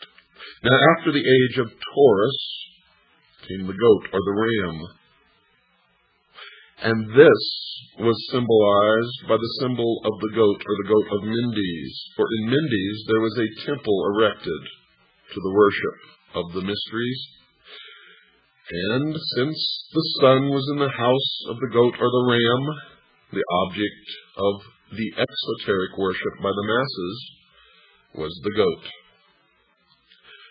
When the sun passed into the house of Pisces, or the two fishes, the Christian era began. We are now on our way out of the age of Pisces into the age of Aquarius. Once you understand that the ancient religion was a religion of the worship of the heavens, then everything begins to come together.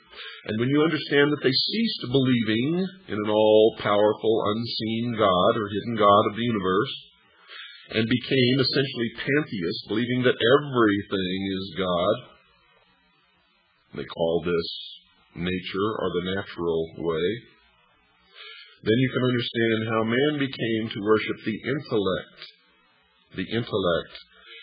and the symbol which used to represent the unseen God of the universe came to represent the intellect, the use of which will bring man to the state of apotheosis, where man himself will become God. And then you begin to look at all the things that are happening today, and you see their symbology everywhere. Nowhere will you see it more prominently than the Looney Tune fringe element which call themselves ufologists. You will see that everything to do with the so-called UFO phenomena comes right out of the mystery schools. One reason, folks, for the loss of importance of the cult of Mithras, undoubtedly, is the admission was restricted to those who were thought worthy to receive the blessings which would come through the proper beliefs and use of the magical powers presided over by the Mithra priests. Christianity, for instance, was open to a far greater section of the population, even although the Christian mysteries were not accessible everywhere to all until relatively late in our history. At the same time, some of the Mithraeus ceremonials were of such obvious emotional appeal that scholars are agreed that the purely ritualistic side of Christianity owes much to those of the sun god of the Persians. And if you've been listening to this program, you already know that. That Christianity was actually merged with the religion of the worship of the sun into what is now known as the Vatican. The lowest degree of initiation was known as the sacrament and could be administered to anyone. Theoretically, who could be relied upon to keep a secret and he would eventually develop into a regular and devout worshiper. This degree was called that of the crow, and it symbolized, according to present-day Mithraeus, the death of the new member, from which he would arise reborn as a new man, and today the crow is known as the phoenix. This death, or symbolic death, spelt the end of his life as an unbeliever, and canceled his allegiance to former and unaccepted beliefs. The use of the word crow probably derives from the ancient Persian practice of exposing their dead to be eaten by carrion birds, which is still carried on by the Parsi community in India, who follow parts of ancient Iranian religion as supposedly taught by Zoroaster. But if the crow symbolized death, it was also the delegate privileged to take over the human body after death. Of course, this meant that in a sense it was superior to humanity. Thus it was that the members of the cult was superior to the ordinary run of mortals. They believed themselves to be a separate race of man, and still do. The candidate descended 7 steps into the temple, which was an underground one, fashioned in the shape of a cavern, and made to look as much as possible like a natural cave. Initiation tests now took place. The newcomer was pursued by wild beasts, priests in animal skins, demons, and all sorts of terrors. He had to fast for 3 days. In this debilitated, altered, and plastic state, he was given a lecture by a priest on the responsibilities which were now his. Among these, for the necessity to call brother only those who had been initiated. In the words of a Freemason today, whose son I happen to know, "If you are not one of us, you are nothing." Those words were spoken to his son when he asked his father why the Freemasons that he knew and his father were persecuting a local businessman and trying to drive him out of business. Now bear in mind that his son was not a Freemason. Let me say those words again for you folks. Quote, "If you are not one of us, you are nothing." Unquote. All family ties were severed. Nothing mattered except doing one's job well and carrying out the worship of Mithra. The final ceremony took place amid the clash of cymbals, the beating of drums, and the unveiling of a statue of Mithra himself. This latter showed Mithra as a man carrying a bull by the hind legs. Now the symbolism of this piece of sculpture was explained to him. The bull, in addition to symbolizing fecundity, was representative of animal passion, and it was also the house in which the sun dwelt in the first 2,000 years of the religion. It was through invocations to Mithra that mankind first discovered how to overcome this force and how to discipline himself. Therefore, the secret of religion was partly that the worshipper must restrain himself physically in order to attain power over himself and over others. And this is the mystery of the Sphinx that man has been trying to decipher since man discovered the Sphinx in the modern world. It is simply this, that man is nothing but an animal with a brain, with an intellect. It is to remind us, folks, it is to tell us that no matter what you think or how high you get, you are still nothing but an animal with an intellect. Period. This graphic teaching of the diversion of sexual power into psychic channels shows that the Mithraeus followed, in essence, the pattern of all mystery schools which believed in the production of power through discipline. In this, they are clearly distinguished from the more primitive and less important orgiastic schools, which merely practiced indiscriminate indulgence, mass immorality, and so on. The neophyte in this initiation then drank a little wine from the symbol to show that he realized that the symbol is the means whereby ritual ecstasy comes, which puts him in touch with the higher powers. Now, 2 long lines of initiates knelt on either side of the low stone benches which traversed the crypt, Remember, George Bush was initiated in the crypt or the tomb at Yale University into what is known as the Skull and Bones, the Russell Trust, the Brotherhood of Death. Now, remember, two lines of initiates knelt on either side of the low stone benches which traversed the crypt, and as the new member, accompanied by the priests who were initiating him, walked along the central aisle for the eating of the bread, a number of pieces of dried bread were placed on a drum, similar to those which were being softly beaten by one of the priests. The candidate ate one morsel, signifying that he accepted Mithra as the source of his food.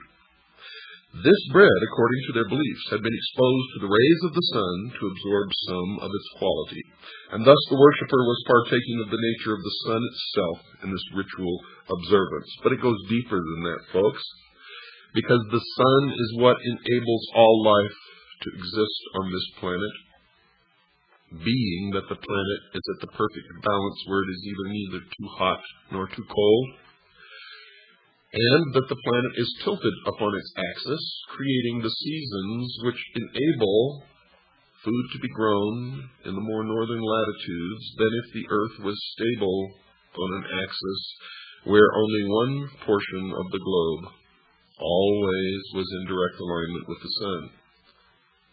Then it would be too hot at the equator. There would be one narrow band in the northern and southern hemisphere where crops could be grown, and it would be too cold in the northern and southern hemispheres. So this ritual observance has scientific facts behind it, in that the bread indeed did come from the sun. And now the initiate was taught the password of the cult, which was to identify him to other members, and which he was to repeat to himself frequently in order to maintain the thought always in his mind. Quote, "I have eaten from the drum and drunk from the cymbal, and I have learned the secret of religion." Unquote. This is the cryptic phrase which an early Christian writer, Maternus, reports as being taught to the Mithraeus, quote, "by a demon." Unquote. The second degree of initiation was called the secret, and during this the candidate was brought to a state of ecstasy, in which he was somehow made to believe that he had seen the statue of the god actually endowed with life. Folks, it's not likely that there was any mechanical method by which this was done, because no such apparatus has been found in Mithraic temples unearthed. The candidate was brought up to the idol, to which he offered a loaf of bread and a cup of water. And this was to signify that he was a servant of the god, and that, quote, "by what sustains my life, I offer my entire life to your service." Unquote. The grade of soldier may show that the military arts were responsible for a good deal of the power of Mithra worship in ancient Persia. Certain it is, in any case, that this degree greatly appealed to the Roman warriors, who formed a very large part of the rank and file of the cult during its western expansion. A sign similar to a cross, signifying the sun, was made on the forehead of the initiate, who was thus marked as owned by the deity. A crown was placed before him, hanging from the point of a sword. This he took and placed it aside with the words, "Mithra alone is my crown." And this, folks, this takes place in every mystery that there have ever been. Remember when Christ went into the desert for 40 days and 40 nights and was tempted by Satan? Satan offered him the crowns of any or all of the nations of the earth if he would just follow him, and Christ rejected it. The same thing happens in the mystery school. The initiate is always offered a crown, sometimes by the king or the emperor himself. And if he accepts the crown, he is considered unworthy, and being, as it would be interpreted as a threat to the real wearer of the crown, probably would have been executed. He was considered only worthy if he rejected the crown, symbolic of the ruling of the nation or people or area. The Persian crown It should be remembered, from which pattern all present-day crowns are eventually derived, is a golden sun disk with a hole in the center for the head. It is jagged at the edges, representing the sun's rays, just like that worn by the Statue of Liberty. And these projections are turned up to make what is still known in Western heraldry as the Oriental crown. You can also see this representation as the halo in Christian art. Now the candidate has to prove himself in a mock combat with soldiers and animals in a number of caves. When the Emperor Commodus went through this degree of initiation, he actually killed one of the participants, although he was supposed only to make a symbolic slaying. Passed through the soldier degree, the Mithraist was eligible after a lapse of time to be promoted to the rank of lion. He was taken again to the cavern, and honey was smeared upon his brow as opposed to the water which had been used in his acceptance into the earlier degree, his baptism.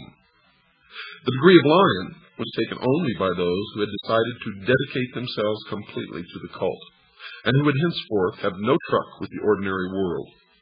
The lion was, then, a sort of priest, but rather more of a monk. He was trained in the rites of the cult and told certain secrets. The degree of lion of Mithras could only be conferred when the sun was occupying the zodiacal sign of Leo, and that's about July 21st to August 20th, during the Persian month of Asad, the lion. Now, there's a good deal of astrological lore in Mithraism, and also an admixture with Kabbalistic numerology. The Greek branch of the Mithraists, for example, worked out that the numerical equivalent of the name, spelt by them Mithras, was 365, and thus corresponded to the number of days in the solar year. Well, since the deity was the sun, then this is exactly what it should have been. In the purely magical sense, Mithraism has it that both the name of the god and the rank which the individual holds in the cult have magical power. Thus, if a person wants to achieve anything, he has to concentrate upon the word Mithra while preparing for himself the ceremonial repast and beating alternately a drum and cymbals. That the effect of initiation was to produce someone of upright character is amply evidenced by literature of the Roman times, in which the Mithraists were generally considered to be thoroughly trustworthy and improved people. Even their enemies could reproach their own followers with the vitality of the Mithraist creed.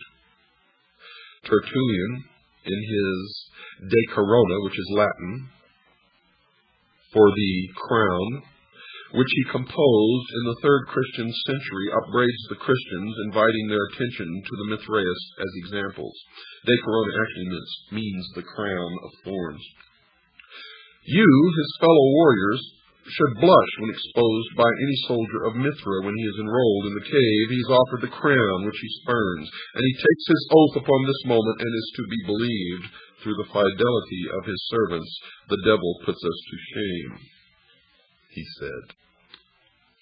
Now, there were 7 degrees of initiation in all, although there are some branches of the ecstatic side of the lore, which include certain others, making the total 12.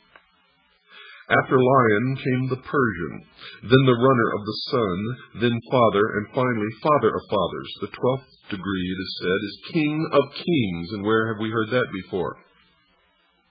And properly, this can be held only by the supreme king, and preferably the Shah-Hinshah, or the king of kings of Persia.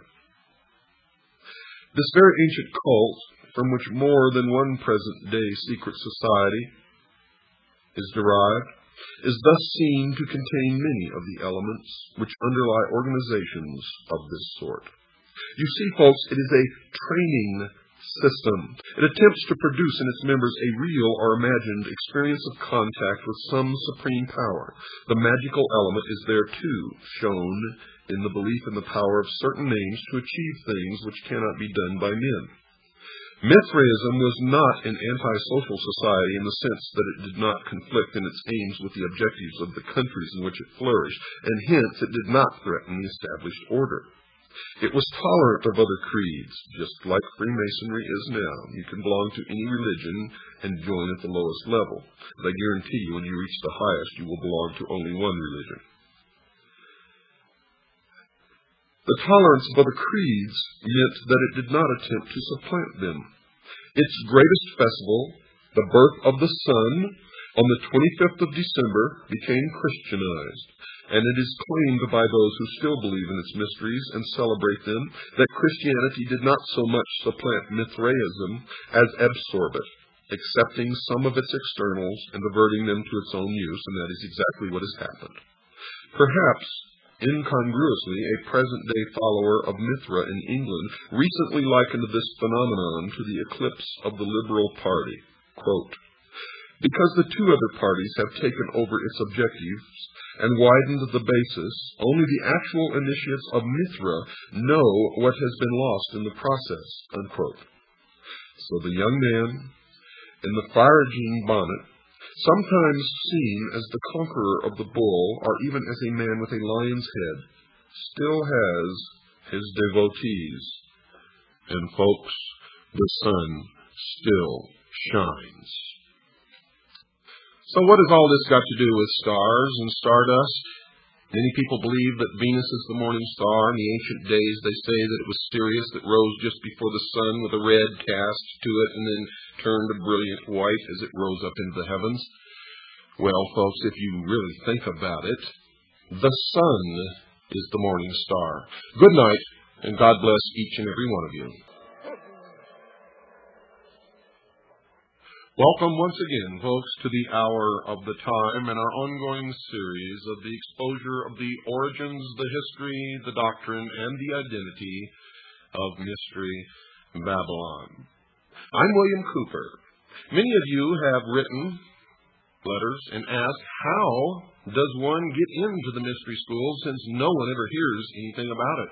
And there appears not to be a campaign of recruitment, and you're absolutely right. In our research, we have found the requirements to be simple. Be of sound mind and body, have a sincere desire to be illumined, and simply knock upon the door. Remember, folks, Monday, March 15th, 8 p.m. to 11, I will be at the Lafayette Hotel, 2223 El Cajon Boulevard in San Diego. That's Monday, March 15th, 8 p.m., Lafayette Hotel, 2223 El Cajon Boulevard in San Diego. I will be giving a 3-hour presentation entitled The Sacrificed King, and will show you who murdered President John Fitzgerald Kennedy and why. I'm going to be showing you a lot of videotapes, some of which is of the Zapruder film, and frames that you've never been allowed to see before. And as soon as you see these frames, you'll know why. You'll also know why that usually the copies of the Zapruder film that have fallen into the public's hands have been extremely poor copies, black and white, very low resolution, usually 4th, 5th, or 6th generation copies of copies. And you will also understand why that has happened also. You will be amazed. Don't miss it. $40 admission. There's several different places where you can get your tickets in advance. One is the Controversial Bookstore in San Diego. I also recommend that bookstore for finding suppressed information. Books that you can't find anywhere else, you can sometimes find at the Controversial Bookstore in San Diego. Now, if you're a CAGI member, the price of admission is only $30. It's only $30. Now remember, folks, this money isn't for me. I'm a paid speaker. I'm invited. I am paid to come and speak at that event. The promoters set the price of admission. However, I always negotiate a lower price for CAGI members. Sometimes it's quite substantial. In this case, it's 25%, which is a pretty good discount. But if you're a CAGI member, you're going to have to purchase your tickets at the event. Okay? So if you're not a CAGI member, you can get your tickets in advance from the Controversial Bookstore in San Diego.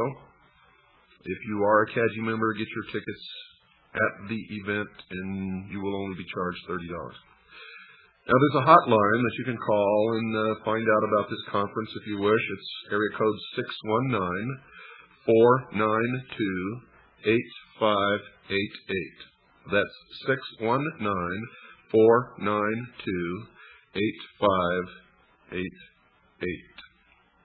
And we still need money, folks, to pay for airtime. If you like this show, if you want to see it stay on the air, you'd better contribute. You'd better send something in. Sit down and write a check or money order. Make it payable to WWCR. I don't want the money. It doesn't go in my pocket. It goes to pay for airtime because no individual, I guarantee you, can afford to pay for airtime on radio like we're doing here. So if you want to see us stay on the air, you're going to have to help out. If you're getting worth from this program, then chip in something, anything. Any amount will be appreciated. We hope that you'll reach way down in your pocket and come up with the most that you can possibly afford. Or set yourself some kind of a schedule and contribute X number of dollars, whatever you can afford each month. That's the best way to do it. Send it to Stan, Post Office Box 889, Camp Verde, Arizona, 86322. That's Stan, Post Office Box 889, Camp Verde, Arizona, 86322. If you'd like to call and talk to Stan, ask him to send you an information packet, you may do so at 602-567-6109. That's 602-567-6109. Now, recently the telephone company was doing something with a buried cable up in the mountains, and it was really messing everything up, and someone called and it said that Stan's number was no longer in service. It's not true, folks. The number is good. You can call Stan and talk to him. He gets a lot of calls, so if it's busy, just call back at a later time, and you'll usually get through. Please call him during the normal waking hours, not late at night. Stan and Elma are getting up there in age, and they like their sleep. They're wonderful people. You'll enjoy talking to Stan, and he will send you a packet of information and answer your questions to the best of his ability. If you'd like for me to come and speak in your area, call Stan, talk to him. He'll tell you what it takes to get me there, and it's not difficult, folks, I can assure you. Now, also, we need more CAGI members. The bigger our base of intelligence gathering, the more intelligence we can gather. It just makes sense. Right now, we have a CAGI member attending a press conference with the Vice President. That's how powerful our press credentials are. They're real. This is no joke, folks. When you get CAGI press credentials, they're real. It's not a joke. It's not some Looney Tune thing like the Captain Midnight decoder ring. No, this is a real news and commentary program. We have real press credentials. We put out a real newsletter. Soon we hope to be a newspaper. This is no joke. When you join CAGI, you're expected to gather intelligence, information, news. If you'd like to join CAGI, send $45 to Stan at the address we've already given, Post Office Box 889, Camp Verde, Arizona, 86322. Or give him a call, 602-567-6109. Now, if you're unsure about all this, just ask him for a packet of information, and he'll be happy to send it to you. Well, to continue, remember that the first religion in the world was the religion of the worship of the heavens. And man eventually came to recognize the sun as the representation of the power and the ability of the hidden God of the universe, the invisible God of the universe, the all-powerful creator of everything. But man, as he gained his intellectual ability, began to look toward himself, toward the intellect, as that God and the sun, the representation of what used to be the invisible God of the universe, then became the representation of the intellect, the light, Lucifer. And man began to worship the Luciferian philosophy. He believed, these people who call themselves the guardians of the secrets of the ages, and still believe, that man was held prisoner in the Garden of Eden by an unjust, vindictive, and very cruel God, the God of the Bible, and that he was set free from the bonds of ignorance through the gift of intellect given to him by Lucifer through his agent Satan. Now, many people believe that Lucifer and Satan are the same individual entity, and they may be. I don't know the answer to that. I just know what the mystery schools believe, and I know what I personally believe, and what I personally believe doesn't have any bearing on anything. Knowledge, the truth, is what counts, and that's what we're trying to get to the bottom of here. Now, eventually, this philosophy of worshiping the intellect, or wisdom, or the mind, became known as Gnosticism, and the followers of Gnosticism began to be known as the Gnostics. An extraordinary number, folks, of exceedingly bizarre talismans and inscribed stones bear witness to the power of the secret Gnostic organizations, which flourished in various forms during the few centuries immediately before and after the rise of Christianity in the Middle East. You see, one of the oddest emblems of these schools was the figure of Abraxas. Now, that's a human body clothed in a Roman soldier's garb, wielding a battle axe as if threatening an enemy.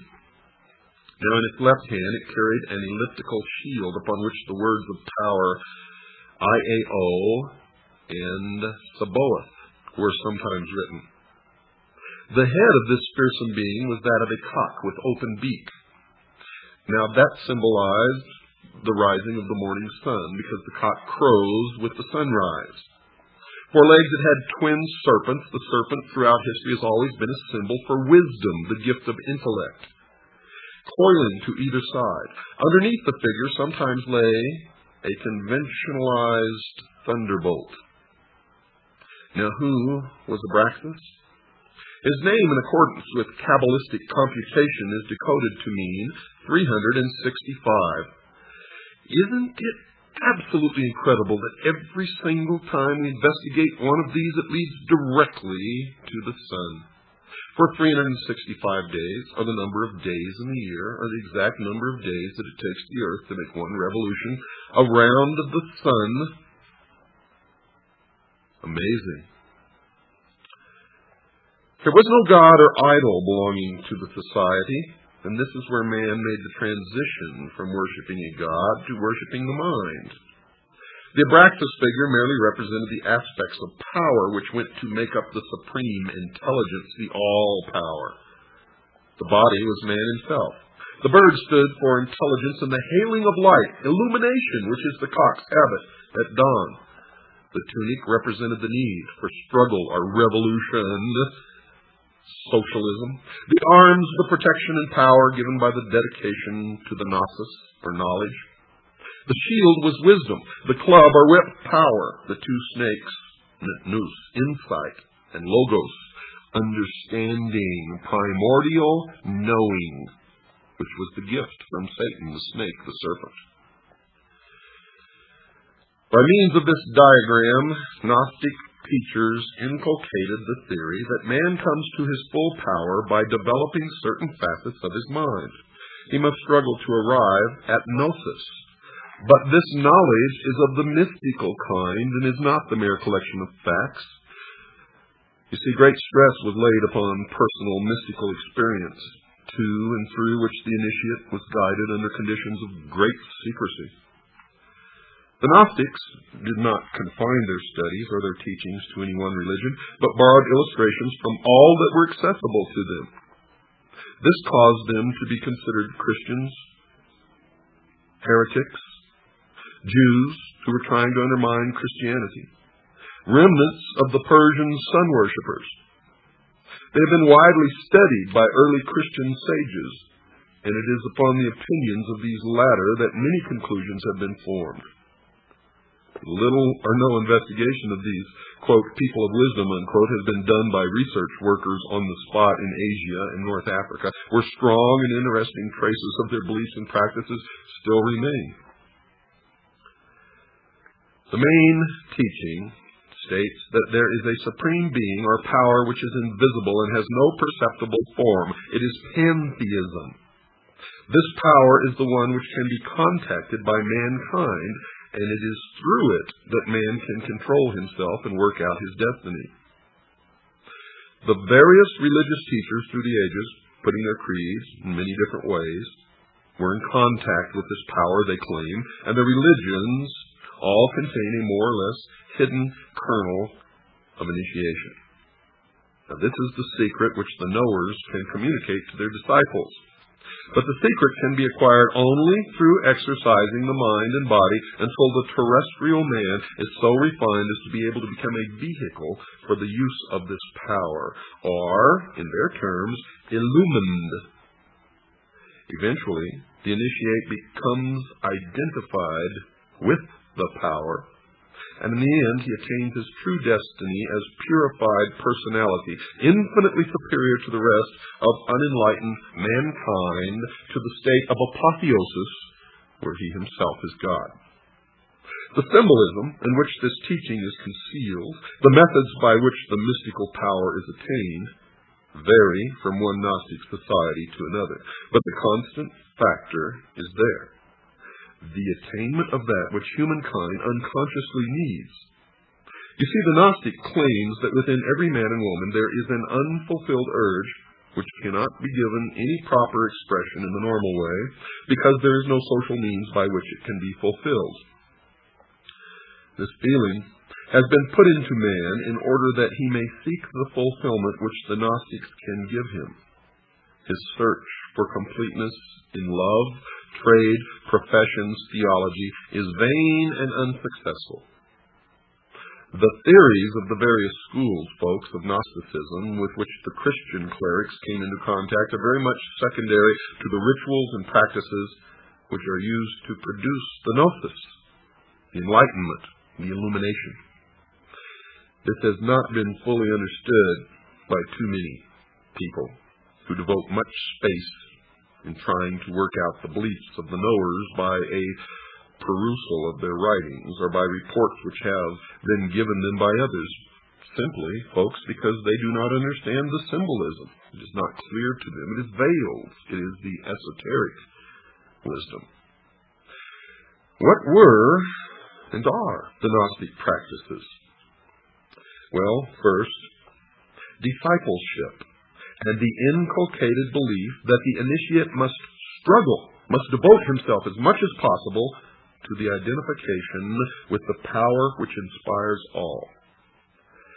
Secondly, there are two kinds of men: those who are bound to the earth and to matter, and those who can refine themselves. It is from the latter class that aspirants are chosen. They claim. In every instance that we've investigated, they may choose them from the latter class, but they all end up in the first. Thirdly, the methods by which the divine illumination may come are many and varied, and it is the province of the teacher to choose which path he will give to his disciple to follow. Some Gnostics believe that frenzy and excitement would produce the necessary liberation of the mind from the fetters of the body. Remember the Sphinx? Others consider that this could be done best by fasting and meditation.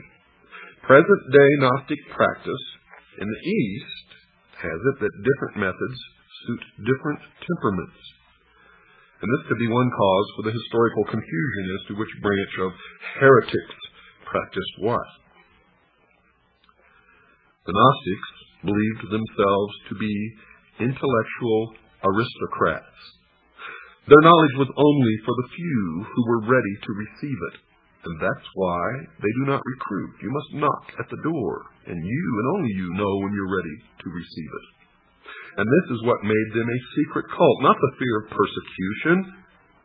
They had their own passwords and shaking hands. They tickled the palm as an identification signal, and they helped one another in every conceivable way, just as Freemasons do today. For they are one and the same, as they have always been one and the same with all the different versions of the mystery throughout the ages. Now, some say that they could not be called pantheists because they considered that the doctrine was secondary to the experience of religion, and the theologians and ordinary priesthood of any religion did not approve of that. They were not, in fact, a religion like most others, because they stressed the importance of the individual before that of the community. Those who were more enlightened were more important in every possible way because they were valuable, refined aristocrats. At the same time, they taught that providing the well-being of the Gnostics was assured. So was that of the community at large. And this meant that they could subscribe to the outward doctrines of any religion and could continue to operate under many different political religious systems. Gnosticism profoundly influenced men's minds, even in Europe, up to and after the Middle Ages, and its basic way of thinking is probably an underlying factor in other secret societies whose members would be surprised to know it, because the pyramidal organizational structure of the membership of these organizations means that nobody below the top, the very top, really knows anything of the true religion and goals of the society to which they belong. And so these people could truly be said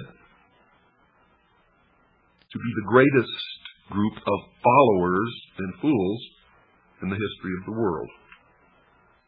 For they think that they are illumined, but in fact, they are never given any real secrets, and only those at the top truly know what is really going on. Terrible obscenities and other crimes have been laid at the door of the Gnostics by the early ecclesiastical writers, although there is little doubt that some of them did believe in mass ecstasy. It seems unlikely that their secrets were well enough known to enable the commentators to assess them. And in most cases, whenever the commentators tried to assess them, they were assessing the exoteric, or the appearance, but not the esoteric, or the real truth of the object, of the worship of the Gnostics. The belief that certain special men could control their destiny and obtain extra powers through dedication to Gnostic practices meant that inevitably there was a belief in magic. Remember on previous shows we discussed that belief in magic? Magic is real, folks. I have seen it work. It is not to be played with or laughed at or scoffed about. It is dangerous, extremely dangerous. The myriad Gnostic gems, or inscribed stones decorated with serpents, Kabbalistic names, and the rest, are more likely to be proofs of initiation and talismans than mere identification tokens presented to ensure admission to meetings, as some authors have thought. The reason for supposing this is that, one, the gems are very similar in many respects to talismans in use by other communities, including the Egyptians, and two, they can often be interpreted as containing magical messages or diagrammatical invocations.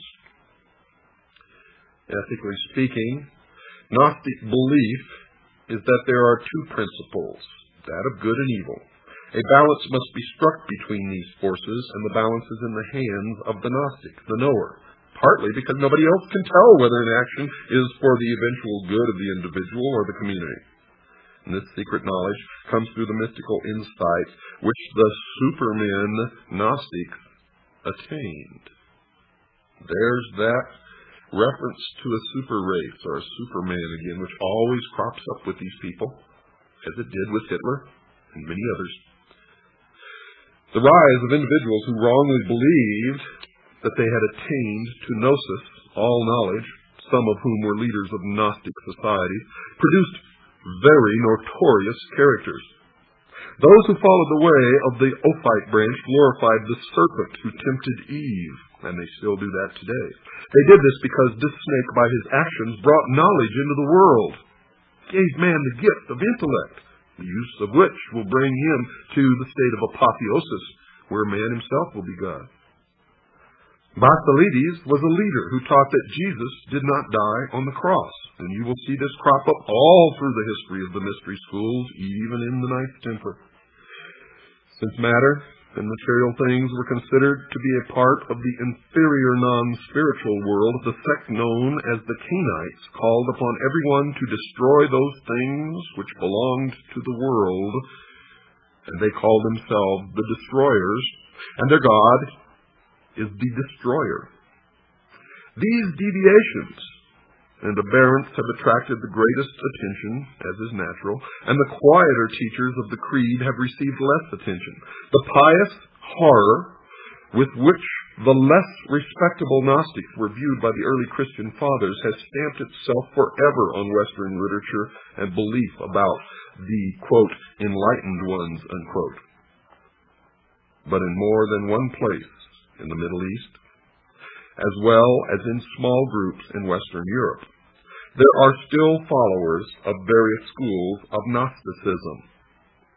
They mainly follow the ideas held by Valentinus, with some variations.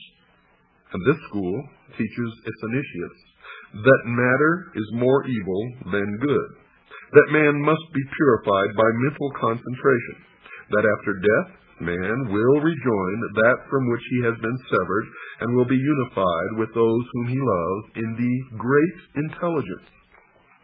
They also believe that all matter will eventually be destroyed by fire. And if they have their way, that could be absolutely true. The Mandeans, a small but tenacious community which dwells in Iraq, follow an ancient form of Gnosticism, which practices initiation, ecstasy, and some rituals which have been said to resemble those of the Freemasons. And of course they do, because they are.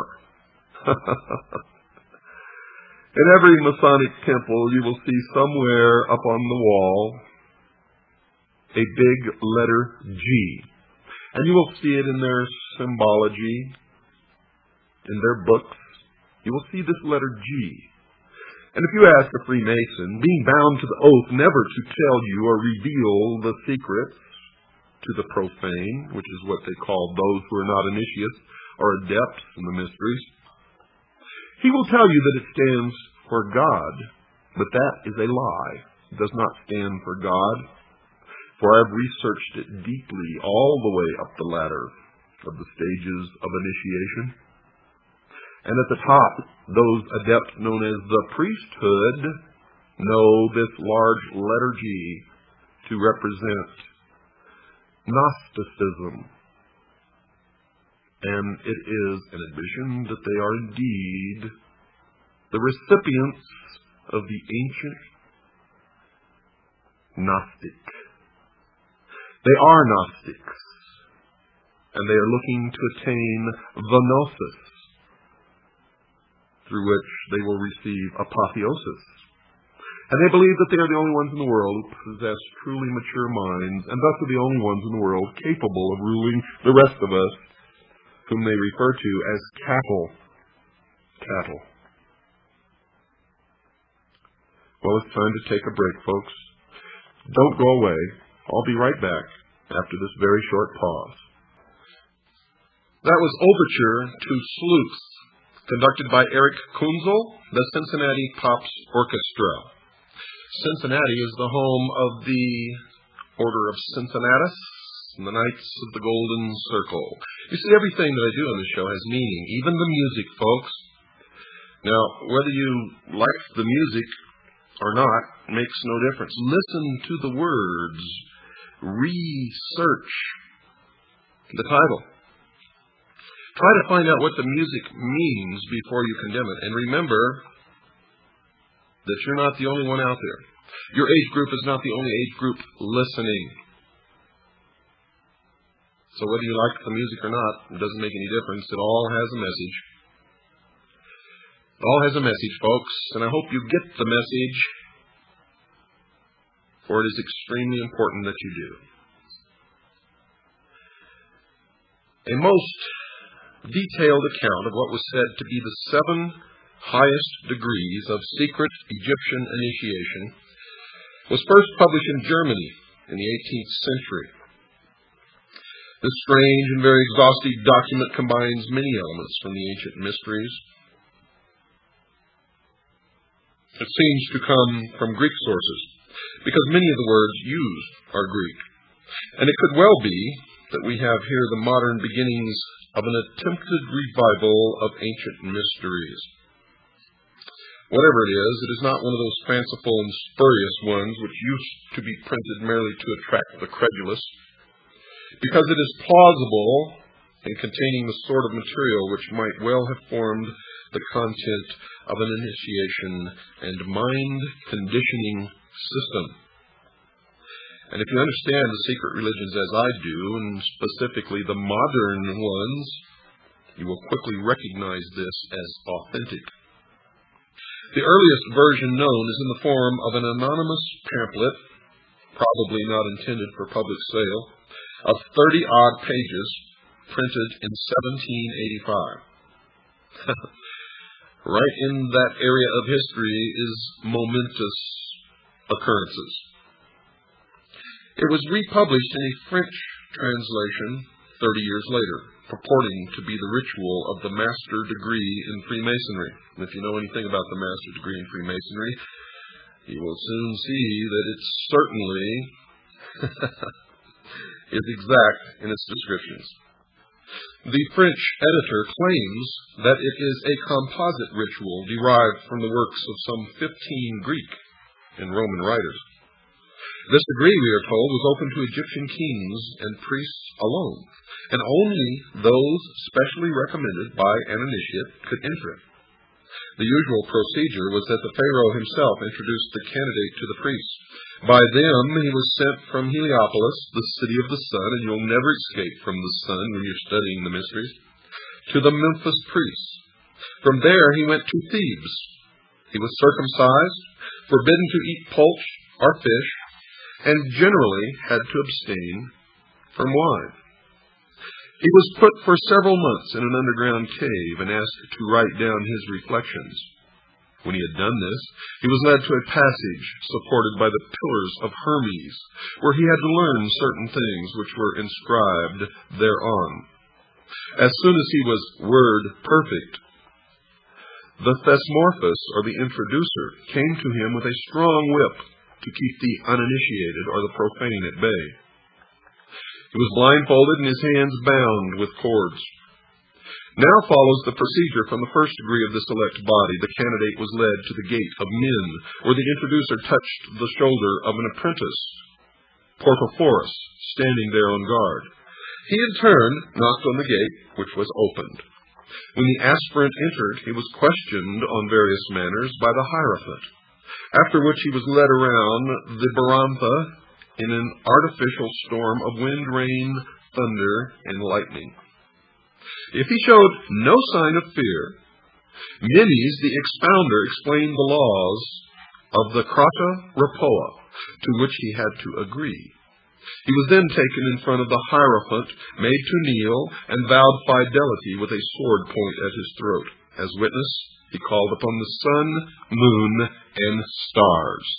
And where have you heard that before? His eyes were then unbandaged, and he was placed between two spare pillars, called bateles, where lay a ladder of 7 steps, behind which were 8 doors of different metals of gradually increasing purity. The Hierophant, then addressing those present, as many Musai are children of the work of celestial investigation, exhorted them to govern their passions and fix their thoughts upon God. Now the sun, the moon, and the stars, you should know by now, represent the doctrine, the church, and the initiates. The sun, of course, is the doctrine, the moon is the church, and the stars are the body of initiates, or the 1,000 points of light. The candidate was taught, folks, that the latter symbolized the wanderings of the soul.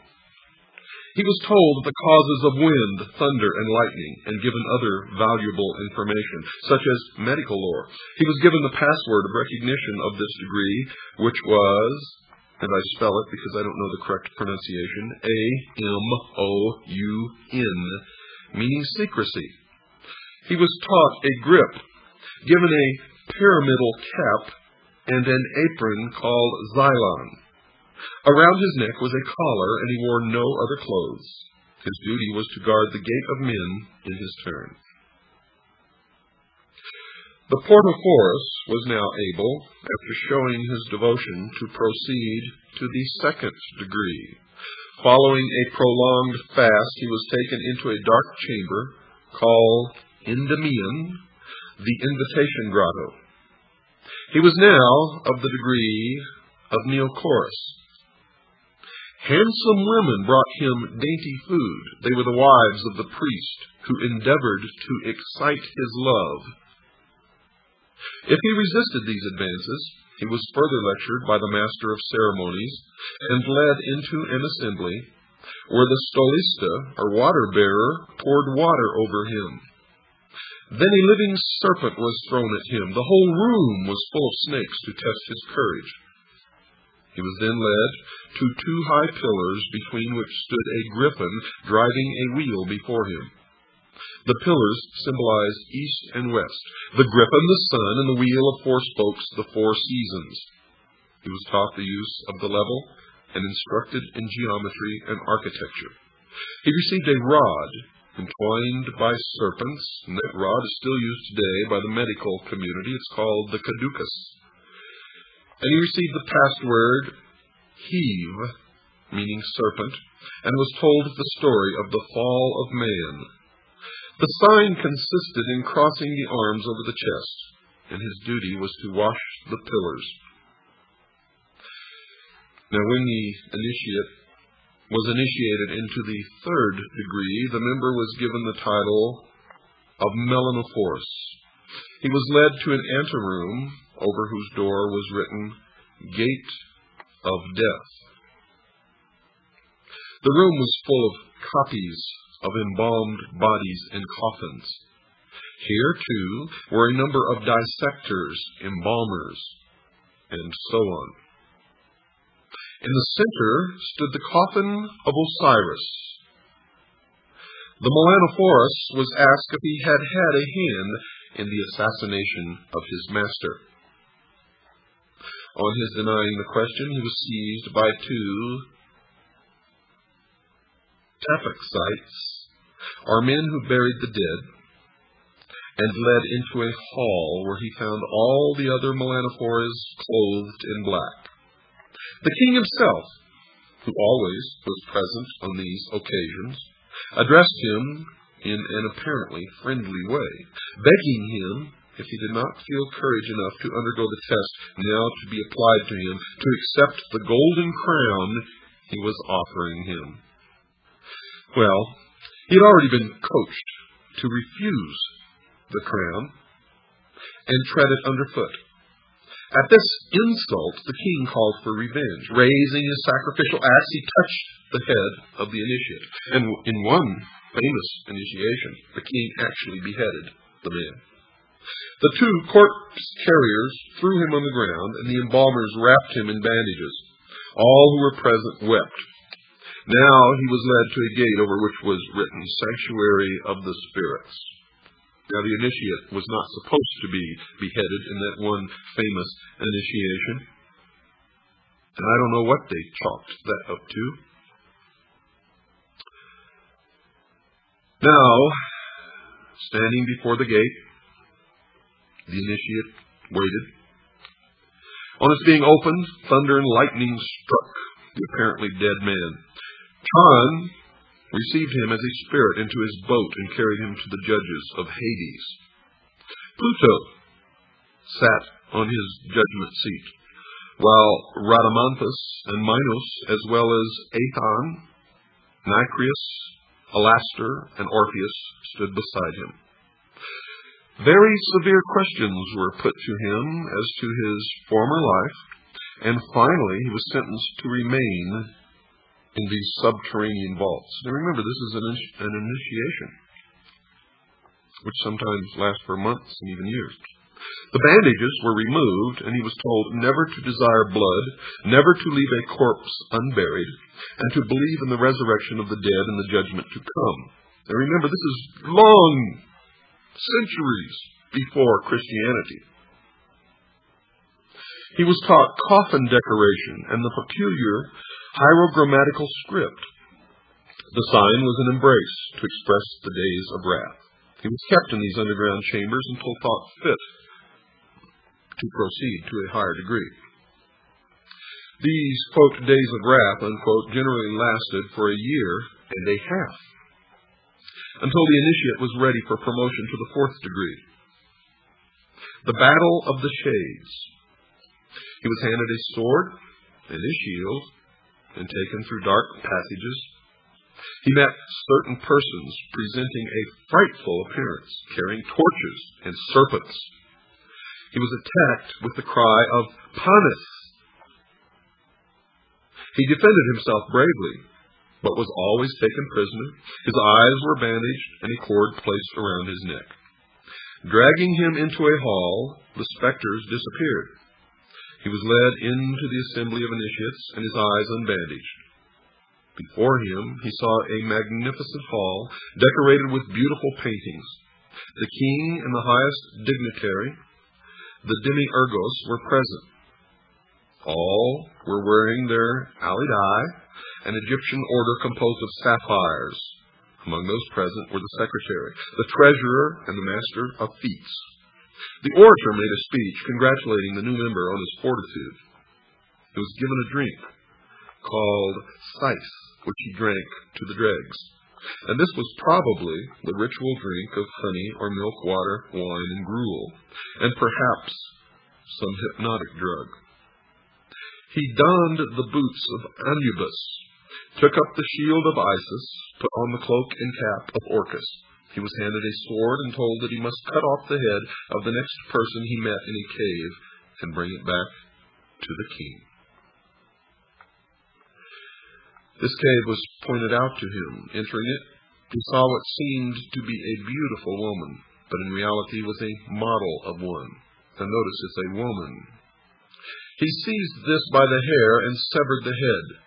This he brought back to the monarch, who praised him, telling him that he had symbolically won the head of the Gorgon, wife of Typhon, who had caused the death of Osiris. He was now permitted always to wear the dress which had been given to him, and he was entered in a book as one of the judges of the land. Notice that, one of the judges of the land. He was able to communicate at any time with the king and received an allowance from the court. He was invested with an order, that of Isis in the shape of an owl, and it was revealed to him that the secret name of the great lawgiver was Joa, Joa, which was also the password of this degree. But the password for the meetings of the Christophori, as the 4th degree initiates were called, was Sassicus. The 5th degree, that of Balahate, could not now be refused to the Chrysophorus if he demanded or requested it. He was led to a hall to watch a play at which he was the only onlooker. Other members of the degree went through the hall as if looking for something. One drew his sword, and the terrible figure of Typhon appeared. Of course he was slain. And now the Dew Balahate was told that Typhon represented fire, a terrible element which was at the same time indispensable. The password was Chimia, and the teaching was in chemistry or alchemy. In order to become an astronomer of the Gate of the Gods, the 6th degree, the candidate was taken to the hall of assembly, bound and led to the gate of death. He was shown corpses which had been cast into water, and warned that he might be similarly treated if he broke his oath. He was given some teaching in astronomy and taken back to the Gate of the Gods, where he looked at the pictures of the gods while their histories were explained to him. A priestly dance took place, symbolizing the course of the heavenly bodies. He saw a list of members of the order throughout the world and learned the password Ibis for watchfulness. The last and the highest degree was that of Propheta, in which all secrets were laid bare. It was conferred following public processions, and when the permission of the king and all the highest members had been obtained, the members secretly left the city by night and retired to some houses built in a square and surrounded by pillars, by the sides of which were placed alternately a shield and a coffin, whose rooms were painted with representations of human life. Now these houses were called menares, for the people believed them to be visited by the manes of departed men. On their arrival at these houses, the new member, now called prophet, or Saphanath Panka, a man who knows the secrets, was given a drink called oimelas, and told that now all trials were over. He received a cross of peculiar significance, which he was always to wear. He was clothed in a wide, white-striped dress called itangi. The usual sign was crossing his arms in his wide sleeves. He could peruse all the sacred books written in the Ammonite language. His greatest privilege was having a vote in the election of a king, and the password was Adan. These mystical societies always continued, and one of special interest is the powerful society in Afghanistan in ancient times called the Roshaniya, or Illuminated Ones. There are actually references to this mystical cult going all the way back through history to the House of Wisdom at Cairo. The major tenets of this cult were the abolition of private property, the elimination of religion, the elimination of nation-states, the belief that illumination emanated from the Supreme Being who desired a class of perfect men and women to carry out the organization and direction of the world, belief in a plan to reshape the social system of the world by first taking control of individual countries one by one, and the belief that after reaching the fourth degree, one could communicate directly with the unknown supervisors who had imparted knowledge to initiates throughout the ages. The Roshaniya also called themselves the Order. Initiates took an oath that absolved them of all allegiance except to the Order and stated, quote, "I bind myself to perpetual silence and unshaken loyalty and submission to the Order. All humanity which cannot identify itself by our secret sign is our lawful prey." Unquote. The oath remains essentially the same to this day. The secret sign was to pass a hand over the forehead, palm inward, the countersign to hold the ear with the fingers and support the elbow in the cupped other hand. Does that sound familiar? If you sit in a courtroom in just about any city in this land, you will see those signs exchanged between lawyers and defendants and judges. And you will see that whenever these signs are exchanged, whoever initiated the exchange will usually, in fact, most often does, win the court case. The Order, of course, is the order of the quest, and the cult preached that there was no heaven, no hell, only a spirit state completely different from life as we know it. The spirit could continue to be powerful on earth through a member of the Order, but only if the spirit had been itself a member of the Order before its death. Thus, members of the Order gained power from the spirits of the dead members. The Roshaniya took in travelers as initiates and then sent them on their way to found new chapters of the Order, and they were called fellow travelers. You see this order, as all before it, in all sense, are socialists, communists. It is believed by some that the assassins were a branch of the Roshaniya. And branches of the Roshaniya, or the Illuminated Ones, or the Illuminati, exist and still exist everywhere. One of the rules was not to use the same name and never mention, quote, Illuminati, unquote. That rule is still in effect today. And that's probably the breaking of that rule that resulted in Adam Weishaupt's downfall. Remember, folks, that we have really only just begun, and you are just beginning to understand, although some of you may think that you already understand. I can assure you that maybe a very small minority of you really do. Most do not. We have a long way to go in this history, and in your own particular individual illumination. Oh, I just love it. I just love it, exposing these people who claim that they're doing everything for the benefit of mankind, who really have all the guilt for most of everything bad that has ever happened to mankind resting squarely upon their shoulders. Now, if you'd like a packet of information, if you'd like to know how to join CAGI, if you'd like to purchase my book, or if you'd like to donate to pay for the airtime of this show, make a check or money order out to WWCR. That's to pay for the airtime. And send it to Stan, along with your request for information and whatever else that you may wish. Send it to Stan, P.O. Box 889, Camp Verde, Arizona, 86322. That's Stan, P.O. Box 889, Camp Verde, Arizona, 86322. Or you can call Stan, talk to him on the phone. He's a really wonderful guy. You'll enjoy it. Call him at 602-567-6109. That's 602-567-6109. Next time, folks, we're going to talk about the old man of the mountain. And we're going to continue the history of the order through the ages. Good night, and God bless you all.